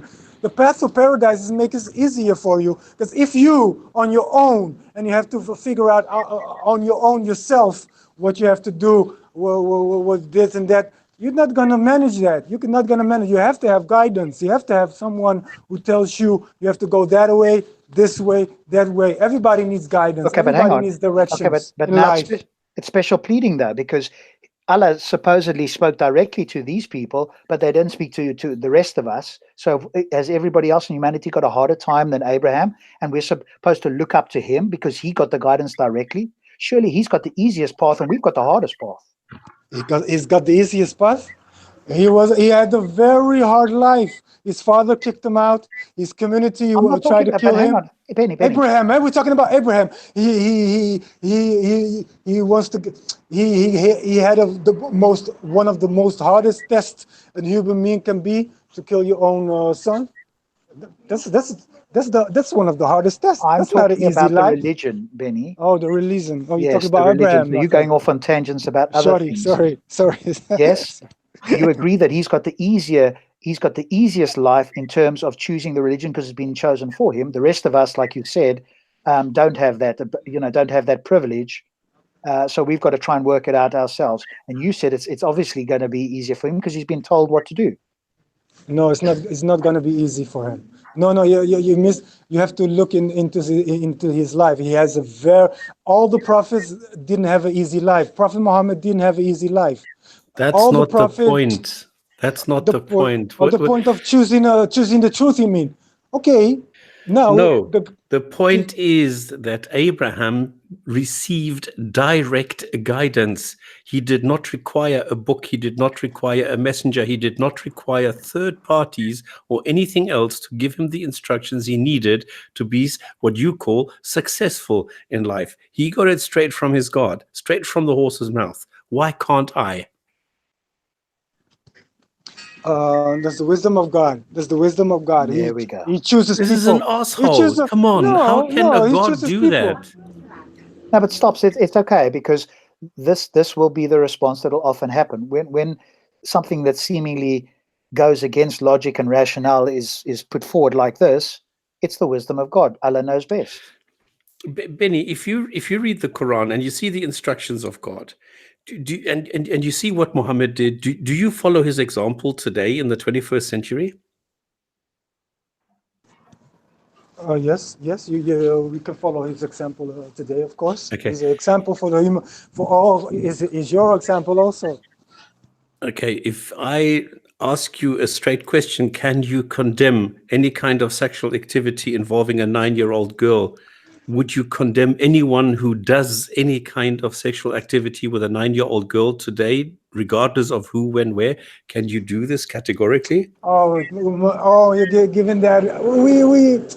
Everybody's talking about that a million times, and we have to really talk about that again. I know where you're going.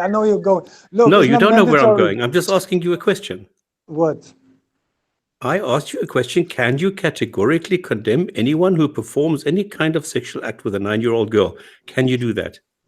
You mean in this time or in general? Or I don't know. In general? Let me try this again. Can you categorically condemn any sexual activity involving a 9-year-old girl? Look, 9-year-old girl is for you. For me. Is not the way you put it. Benny, can you condemn any kind of sexual activity involving a 9-year-old girl? No, you cannot. A 9-year-old cannot be. Some girls is not a girl at 9. Yeah, you understand so you the point? cannot condemn a sexual activity involving a 9-year-old girl. You are unable to do that. I don't. You say 9-year-old girl. 9-year-old girl is not a good sentence. That's a no, Stops. I think it's a clear no. No, because you're going somewhere, and it's not really. You phrase it very wrongly. Listen to you. Just like listen to you. How you are tap dancing around. There are very clear instructions, and you are tap dancing around like crazy because you cannot handle the morality of your God. You're trying to push me in a box. No. I'm not gonna do that. Of course, I'm pushing you in a box, and I'm having fun doing it. I know you're having fun. I know. Look, listen. A 9-year-old girl is not automatic. Look, how can I put it? Benny, just leave it. You're not going to get out of it. You don't understand. No, you will not get out of this. So leave it. Just say, I refuse to answer. I plead the fifth. Just leave it because you're never going to make sense of this. Yeah, I think Stops that answers that, almost no Muslim except maybe a Sufi will answer in the affirmative there. But another thing that somebody pointed out in the chat, which is interesting, Benny, how many slaves have you got? How many slaves I've got? Yeah, how many slaves have you got in your house? What do you mean? No, I'm just asking. How many slaves No, have you got? Have you got I have any? no slaves. I have No no slaves? slaves. No, the only one who's worthy of worship and who has slaves is the Creator. Nobody has to Hang own on slaves. a moment though, Benny. Didn't Muhammad have slaves and traded in slaves? He let some go, but he certainly traded in them, right? And if he's an example, you could follow that. You don't compel to, but you could. So, presumably if you have 0, that's less, that's not as good as somebody that had 1, or not as good as somebody that had 2, right? No, you misunderstand. How am I Look, misunderstanding? Please there shine a are light. some things. Clarify. Okay, you're misunderstanding. Okay, let me clarify something, and then I'll move to this subject, slave. There's some things that are mandatory on us that the Prophet did. It's mandatory, like prayer, how the Yes, Prophet we prayed and understand everything. that, my friend. But there's some things it's not mandatory. I understand that It's too. bound by time and circumstance and everything. In that time, the slaves were already the system were already in place. You cannot just. But Islam came to free the slaves, and that's what he did. He bought the slaves and he freed them. He gave them Yeah, but rights. He gave them everything. Benny, It just took Benny. 1400 years to flee the slaves. Yeah, just Can you point to a single verse in the Quran or the Hadith where slavery is outlawed either during or after Muhammad's time? Just one verse, and then we can. There's a verse. Yeah, there's a verse in the Quran where Allah says it's better for you to free a slave. Did he outlaw slavery, Benny, or is it better to release a slave every now and again under certain circumstances? Rob, I don't think you're having the right. You cannot just change a system that's 1,000 years in place and change it overnight. It takes time. Yes, you can. It takes time. No, you're dealing with human beings. You're not dealing with the divine. All right, no, guys, you're dealing with human charitable. beings. Let's be charitable. Okay. Wait, Rob, you cannot Benny, change the society overnight. Benny.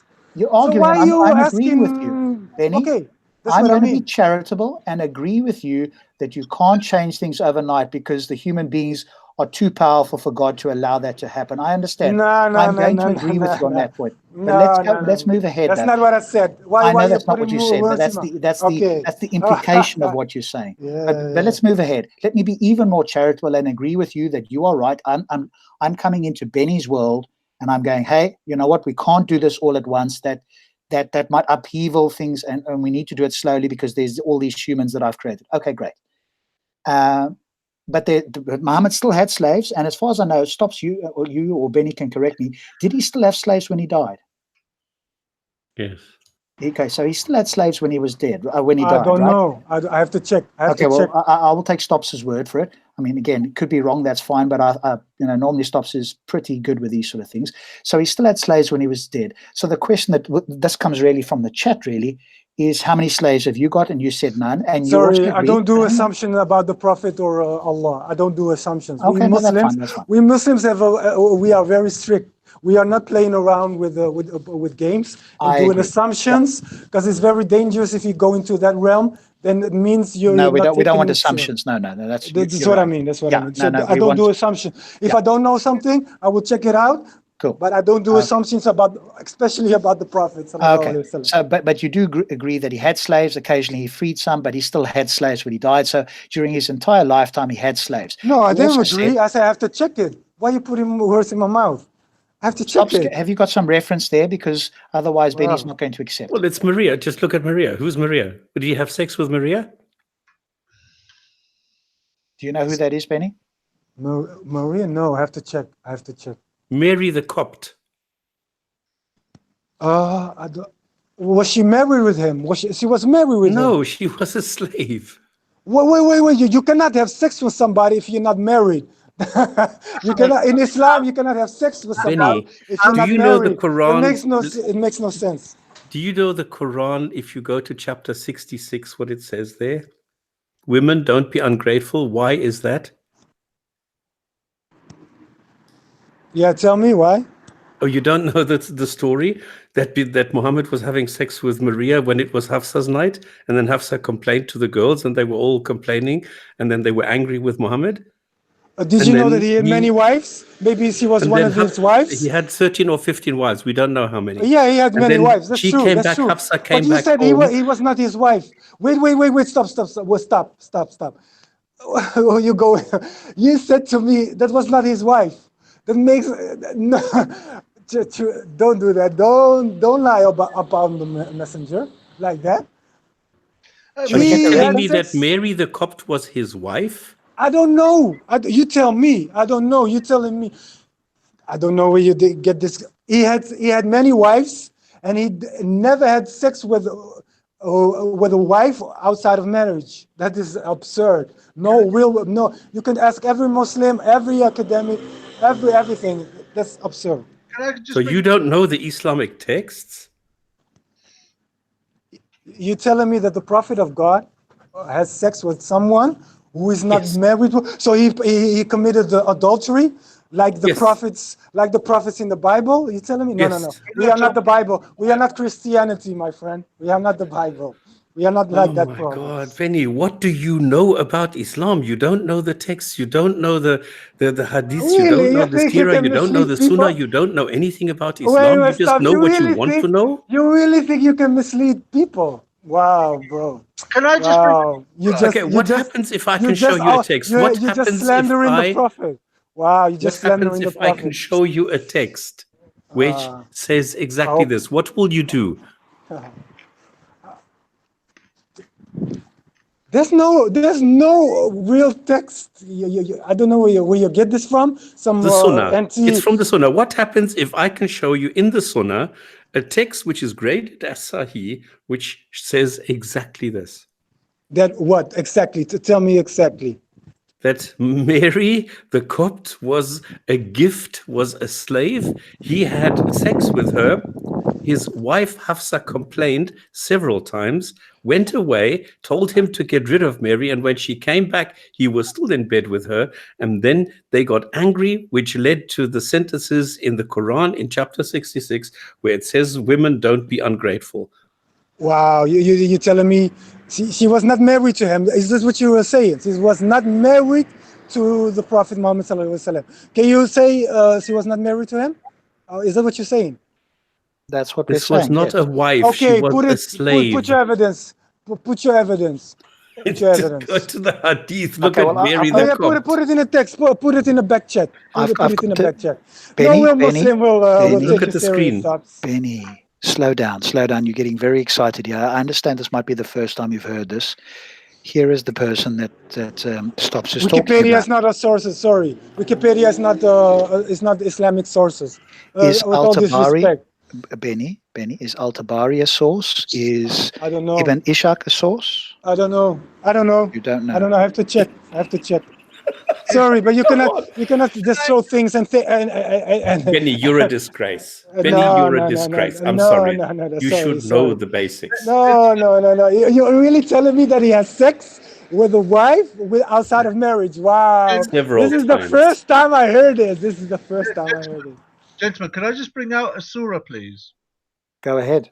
Al-Nisa, I'm taking it from the Yusuf Ali, verse 3, where it says there, if you fear that you should not be able to deal justly with the orphans, marry women of your choice, 2, 3, or 4. But if you feel that you're not able to deal justly with them, then only one. Or a captive that your right hand possesses. That would be your right hand possesses sex slaves. Muhammad, or should I say Allah, is condoning sex slaves. So even if you want to argue about whether Muhammad had a sex slave or not, or a concubine, you certainly can't argue about Allah allowing Muslims to have sex slaves or not. And that's from the Quran. No, you have to understand the context. There was a war. Wait. I haven't finished. Okay. I haven't finished.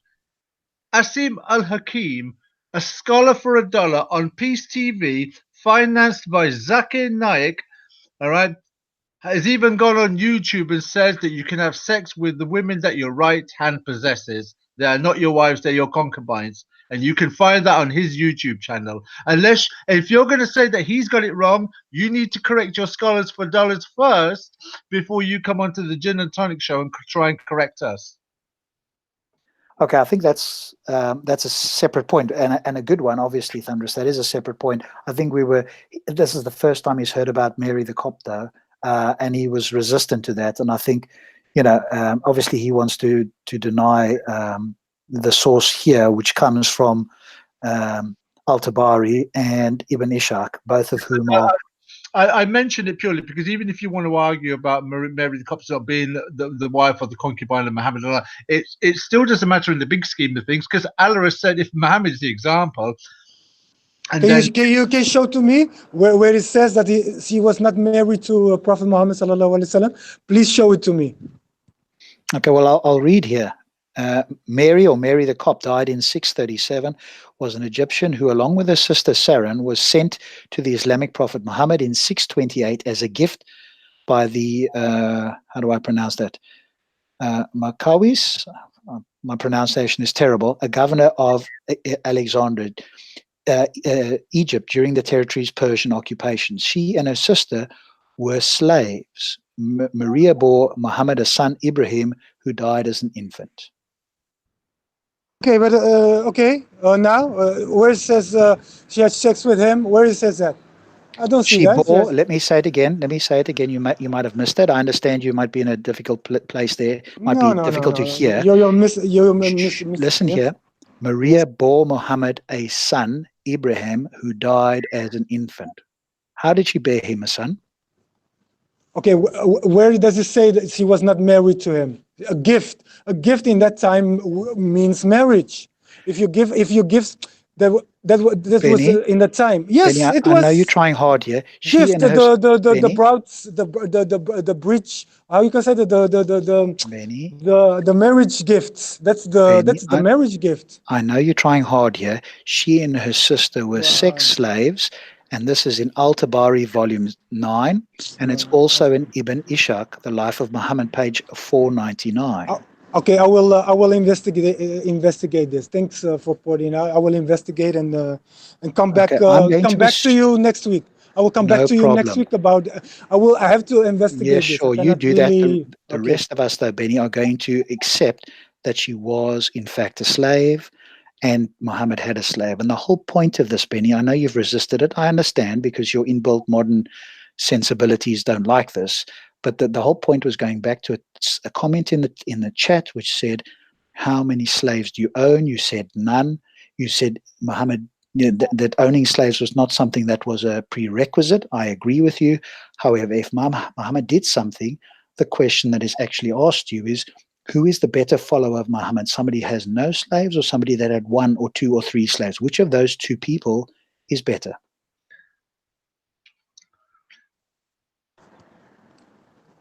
Sorry, I was distracted. Sorry, can you repeat the question again? I was distracted. Sure. If Muhammad had slaves, and he had slaves when he died, which is the better follower of Muhammad? The person that has no slaves, or the person that has 1 or more slaves? Which is the better follower of Muhammad?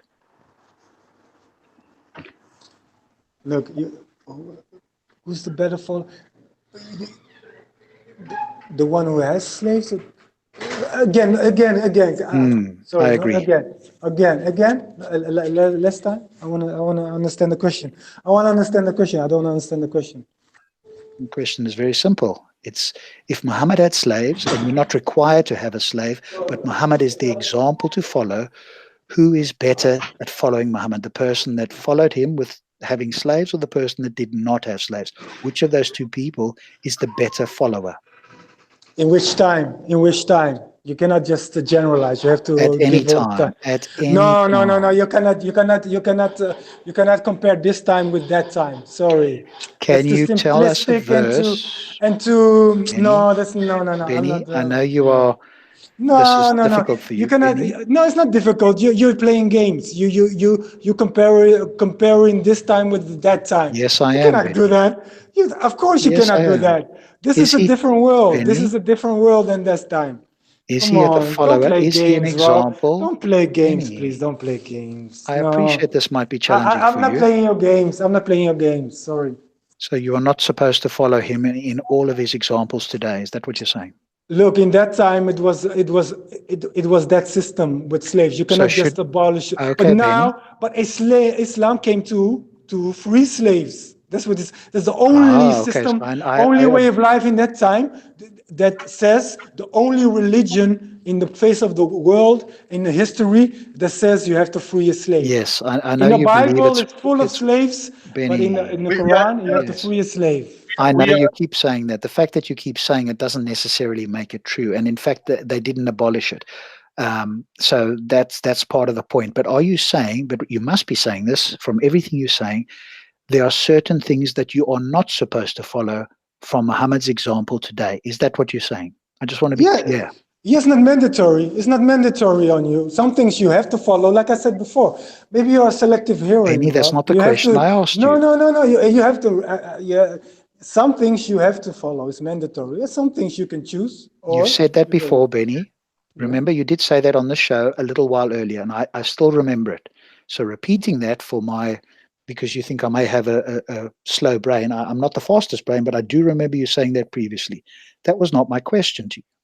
What is the better thing to do today?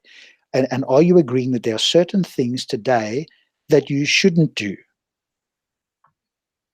Not that you can choose to do or not do, but that you actually should not do. You are saying that you should not have any slaves today, correct? Yes, today because the system is not. There's no system of. Great, involved. but in those days he had some slaves, correct? Yes. Great. Yes. So what you are Because saying of is that that certain day, things, Benny, certain things that Muhammad did, he was not an example to follow today. Would you agree? There's very, I don't know. Look, you see the slaves, but it was not real. It's very difficult to explain. But if I he appreciate it's freed a slave, look, if he freed a slave, it means he was not afraid of a slave in that sense in that time anymore, because the slave was treated badly. He didn't had rights and everything. But when Prophet Muhammad sallallahu alaihi wasallam, you have to understand this, and that's why I don't understand. You don't understand this. When he freed a slave, means he gave them rights. He gave them everything. It's Benny, not I as a understand. label as a slave. You know what I mean? I understand So you think you cannot. Muhammad is a wonderful guy. That wasn't the He's very question. wonderful. Yes. I know you do. And obviously we have a difference of opinion, and I'm not sure that we'll ever broach that in this lifetime, but maybe in the next, if there is such a thing. However, all I wanted you to agree upon that there's some acts that you agree should not be followed that Muhammad did. So he's not the perfect example. Yes, to follow I should follow him. You know why? I will tell you. Because you have a very, if I have the opportunity today to free a slave, I will do that and put him in my house and give him the rights that he deserves and lift him up.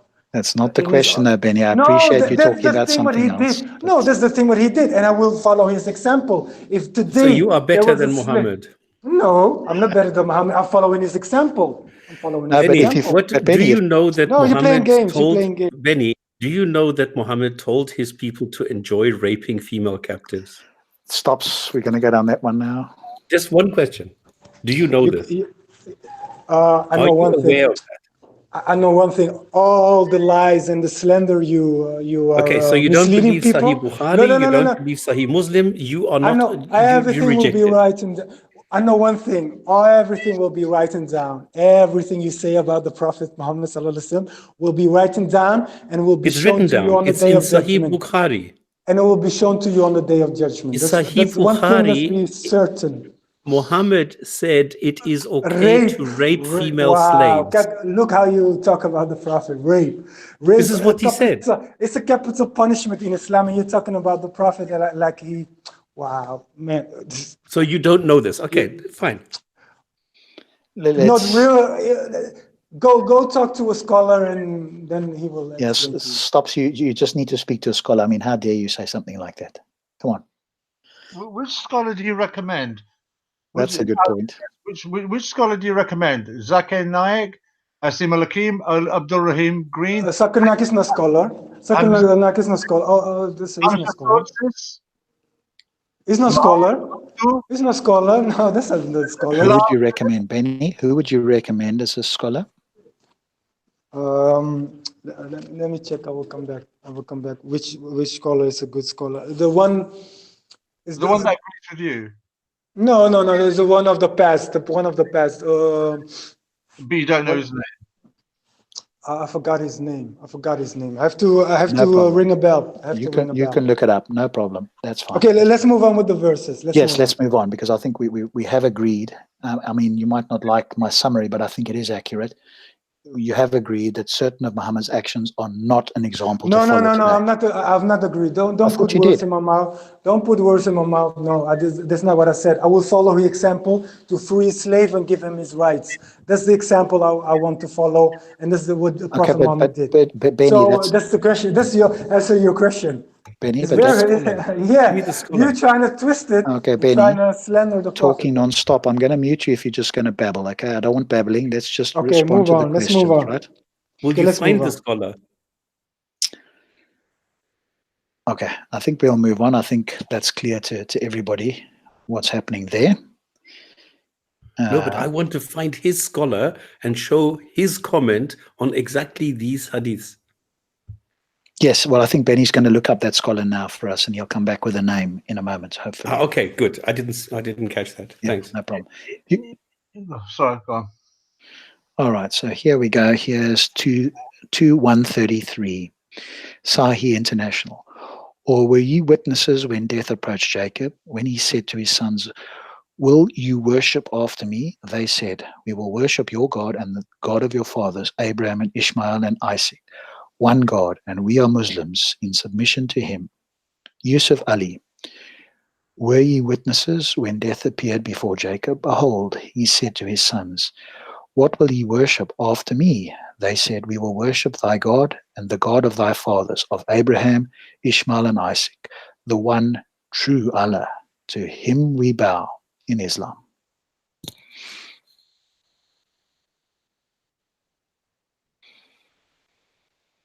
Any comments there, Benny, or anybody else? Got to get Ishmael in No. there, haven't you? Very clear.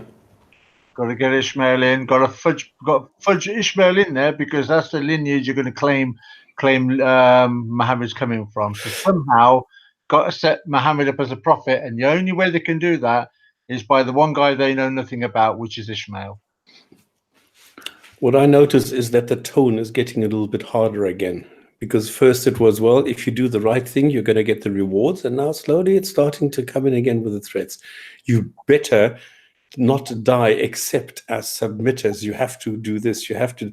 Now it says already, listen, be careful with what you're doing. And we are Muslims in submission to him. Are Hindus that submit to Ganesh, are they Muslims too? Yes, they're submitters. If you submit to Zeus or Jupiter or any of the, basically you're a submitter and a Muslim if you submit to the God that you claim to worship. It's as simple as that. This is why it's such an open-ended word that doesn't make any sense. But using the term Islam, if Islam means submission, and if Muslim means someone who submits, then whatever you submit to, you're a Muslim by implication. If that's all the word means. Just on a quick separate note here, thank you very much, TDS Dave, for reminding us. TDS Dave has put the link into the live chat there, so if you're a viewer and you want to join us on Discord, we will eventually move the Jinn&Tonic show onto Discord and live stream from Discord. So if you would like to be part of the Jinn&Tonic community, that is the place to be, because at some point the Google Hangouts will stop working, and then we won't be able to stream as we have now. So Benny and everybody else who wants to join us in future, please click on that link. Download Discord. It's something that many people are moving to. So if you want to have further discussions around Islam or Christianity or any other topic for that matter, I encourage you to join Discord. There's our server link, and there are many others as well. And make sure that you click on thumbs up while we're still here. Yes, please. Okay, so let's move on to 134. Maybe we'll make this last one. We're hitting sort of 10 o'clock now. Let's see how we do here. Sahih International. That was a nation which has passed on. It will have the consequence of what it earned, and you will have what you've earned, and you will not be asked about what they used to do. And Yusuf Ali, That was a people that have passed away, that hath passed away. They shall reap the fruit of what they did, and ye of what ye do. Of their merits there is no question in your case. Yeah, because he doesn't know what questions to ask, because he doesn't know what the answers will be. Yeah, I don't understand this verse. So Benny, can you explain this verse? Because there's no clarity there for me. He's still looking for a prophet, isn't he? I mean, a scholar to quote, isn't he? Yes, it's very for us. It's very clear verse. It's talking about you are not responsible for other people. You're responsible for your own self. The previous nations will be questioned on the day of judgment, and you will be questioned on the day of judgment. So don't really think about other people. Think about yourself, because you will be questioned on the day of judgment. You will be accountable what you say about the Prophet and Allah and everything. So choose your words wisely, I say. Is that what it says in all of that? That is amazing how you've derived all of those meanings, judgment, and what about the prophet you've said, all of that from that one surah. I mean, ayah, that's amazing, because I can't see that in what the ayah is saying. It The says ayah is very clear. The ayah is very clear. judgment and Muhammad. Where is it talking about Muhammad and judgment in that ayah? No, it was a side note. It was a side note. It was just a side note. But the verse is very clear. It's talking about, look, you will get what you earn, even if it's good, you will see it. Even if it's bad, you will see the real outcome. You will see it on the day of judgment. Everything you say, everything you do will be recorded. Everything, every single thing. And on the day of judgment, you will see it. And for the previous nations also. So it doesn't matter who comes before you or after you. Everybody is responsible and will be accountable. Benny, which people or nation was he referring to there? There was a nation, there was a people. Which nation or people was he referring to? For example, many nations, the nations of Ad, the nations of Tamud, the nations of Pharaoh, the nations of the children of so the Benny? children of Israel. Okay, Every cool. nation. Okay, so why does he say a nation? Surely it should say there were many nations that passed on. There were many people that have passed away, and it says a people and a nation. In fact, in the corpus, which is the direct translation, it says a community has passed away. So it's like a single group. Oh, the children. Then, if you look at the context, you're right. If you're looking at the context, it's talking about the nation, the children of Israel. Okay, nation. so again, you said this was very clear to you. Let me ask you a question, Benny, and I've asked you this before. If this verse said, and there was the children of Israel which had passed on, would that be more or less accurate than there was a nation which has passed on? Which would be more or less accurate? Yeah, but that's No, I'm just asking you. Yeah, but for me, it doesn't benefit me or doesn't harm me what you're saying. Okay, but for and me, you're looking for something. Benny? You're looking for something, and it's very, it's it looks. Benny, if it's it me, looks like you're reading the Quran just to look for those things. You know what I mean? I'm looking, Benny. The Quran is for someone who searching for truth. Benny, you're it's not babbling for someone a bit now. who. Yes, I You know what I mean? You're babbling a little bit. Benny, if this is me, not you, who have got all the knowledge, I appreciate you're a knowledgeable guy, although occasionally you might not remember things. No, I never said that. I never said I'm very knowledgeable. Okay, no, I try that's my fine. best, like you. We're on the same page here, Rob. We're on the same page. So if I'm trying my best, Benny, to understand this book, and I've never read this book before, and I came to this verse and I scratched my head and I said, there was a nation for me, because remember, you already know this, and this is a book for all time, for all people, correct? Yes, but you're following the context. If you're following the context, then it's very clear. You don't really have to. Okay, so look, the Quran is in one whole. Everything is connected.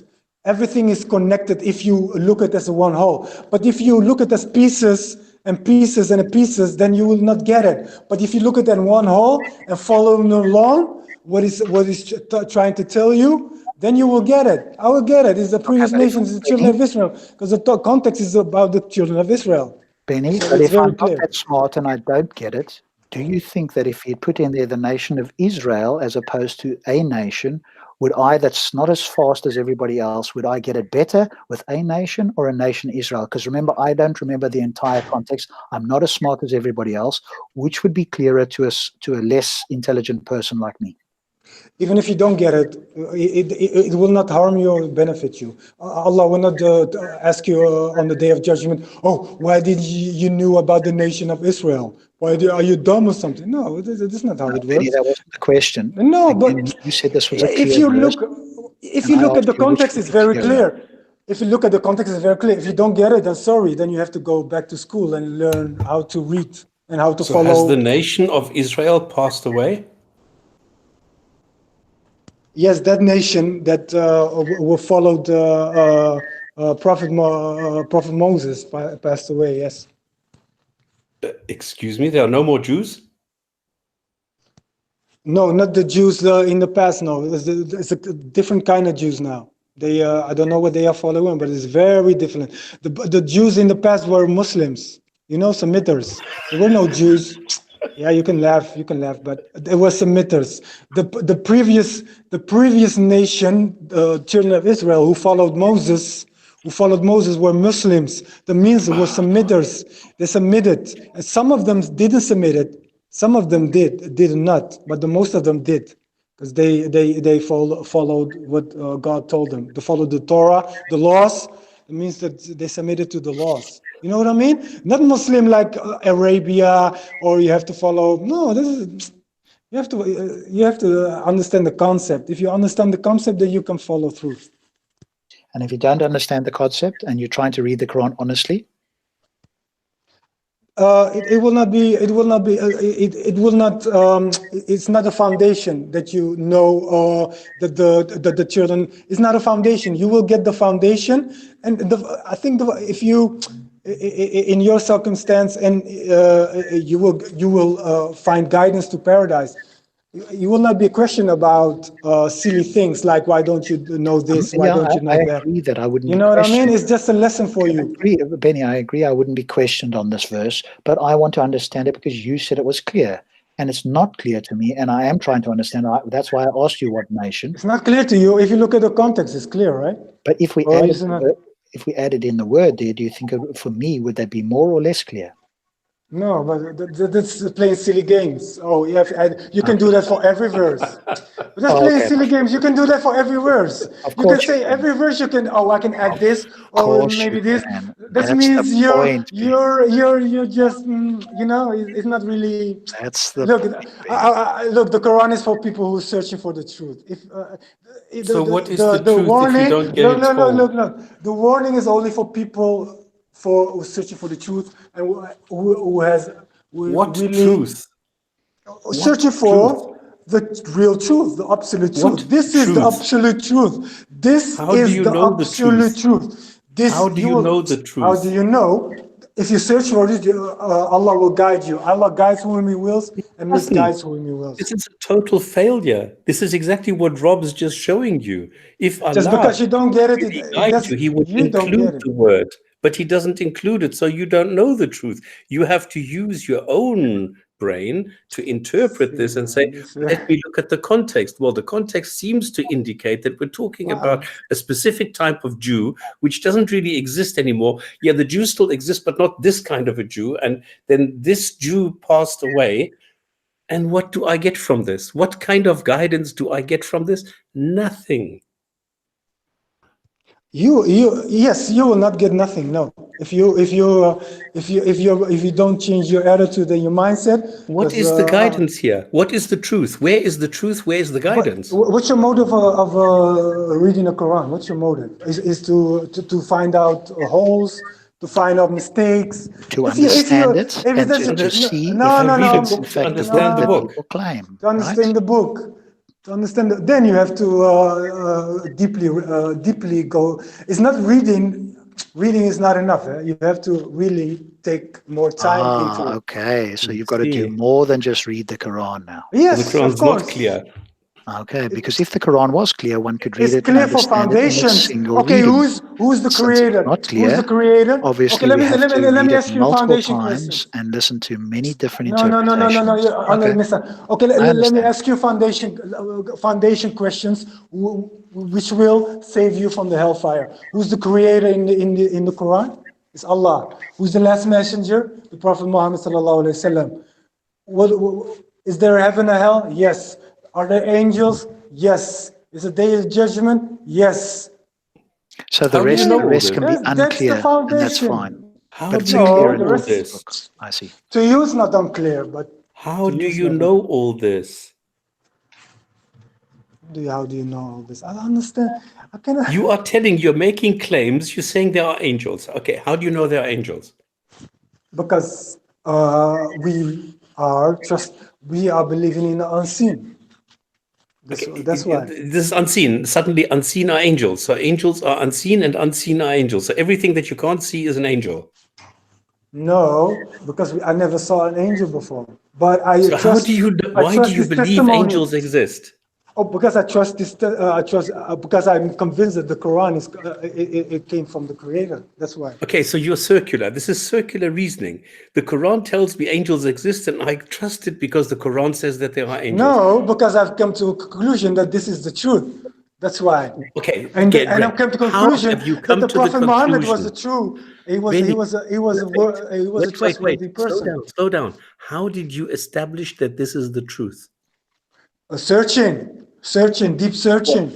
Deep searching. And of course you reflect on it, deeply reflect on it, and search on it, and How do you get the his, truth? How do you establish that this is the truth? Were you born Muslim? First of all, you have to willingly want to find out the truth. Okay, now I want to find the truth. How have you established that this is the truth? Okay. Were you born Muslim, Benny? Sorry. How have you established this? Okay. Step one. I'll give you some steps. Step one, you want to find out the truth. Step two. No, you. How have you established that this is the truth in the Quran? Because this is from when I did research, I came to a conclusion that research? Many research. Okay, give me one example. I'm just trying to understand how you established that this is true. Okay, for example, I did research into the linguistic of the Quran. This is one example, the linguistic of the Quran. Okay, does the language of the Quran, if the language of the Quran is special, does that show you that there are angels?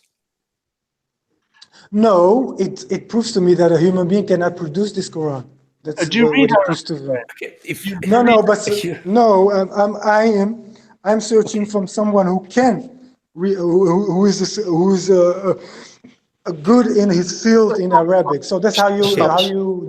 A human being cannot produce the Quran, and this is what shows you the Quran is true. Just because somebody cannot write those words.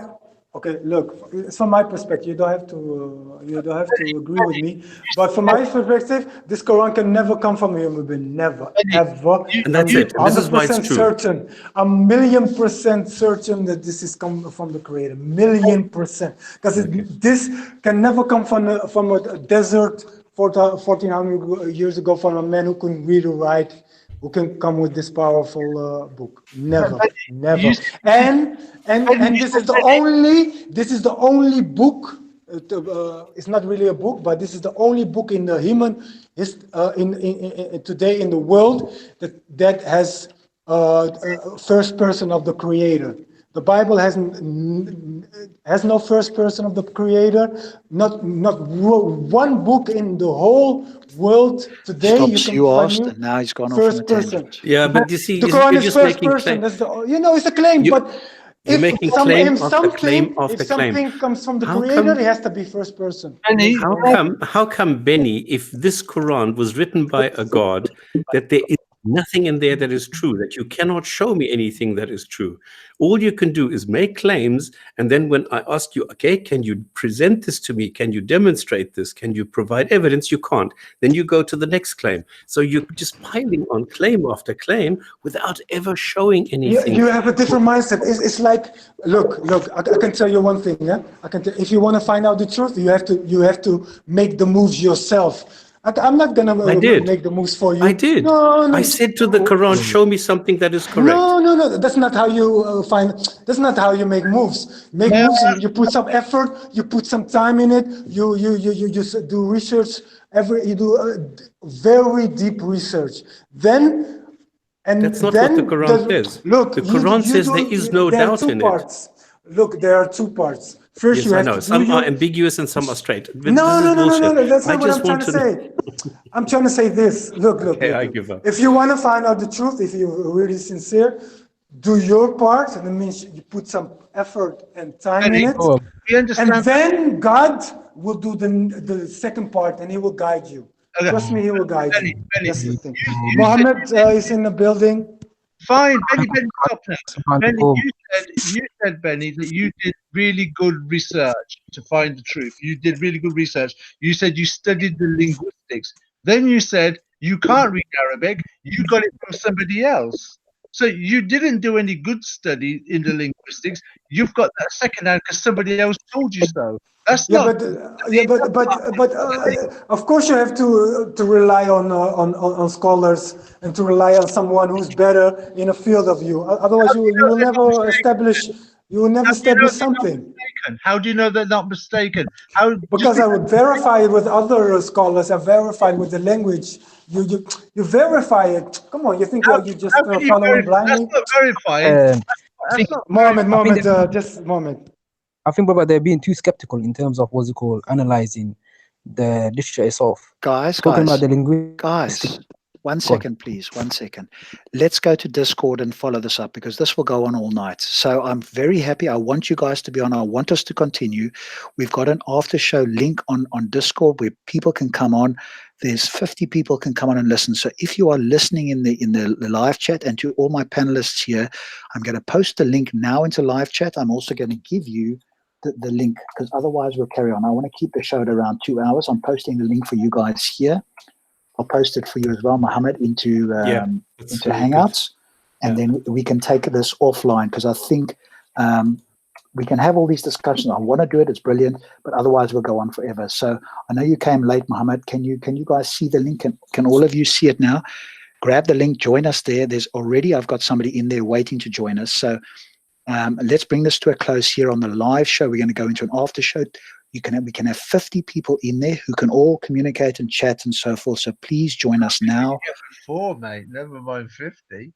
And we'll be in there to moderate. I'll give some moderation rights to some people that I trust there as well. So on that note, I think Stops, if you can do a hadith of the day, please, Benny and Mohammed, if you'd like to join us, please grab the link, join us there, and anybody else who's watching, please join us in Discord, and we'll continue this as an after show. Offline, it won't be broadcast live, but there'll be more opportunity. More people can join the chat, and we can have an interesting discussion. So stop. Okay, this is just 2 hadiths before the one we had in the beginning, and this is not so positive. Also, funny enough, by Abu Huraira. The Prophet said, the person who participates in holy battles in Allah's cause, and nothing compels him to do so except belief in Allah and His apostles, will be recompensed by Allah either with a reward or booty if he survives, or will be admitted to paradise if he is killed in the battle as a martyr. Had I not found it difficult for my followers, then I would not remain behind any Sariya, I don't know what that is, going for jihad, and I would have loved to be martyred in Allah's cause, and then made alive, and then martyred, and then made alive, and then again martyred in His cause. And this shows you jihad, the holy battle. If this is just a spiritual battle, why does it say you're going to get killed in this? Maybe it's your spirit, but I'm sure our Muslim guests will be able to explain that if they'd like on the after show. Yes. So we will be back next Friday, same time, where we will continue on from verse, what are we on here? Verse 134. So we will continue at 135 to remind us both, verse 135.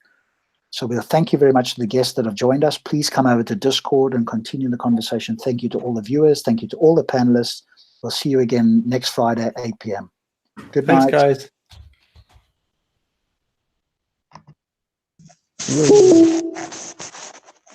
they gonna go?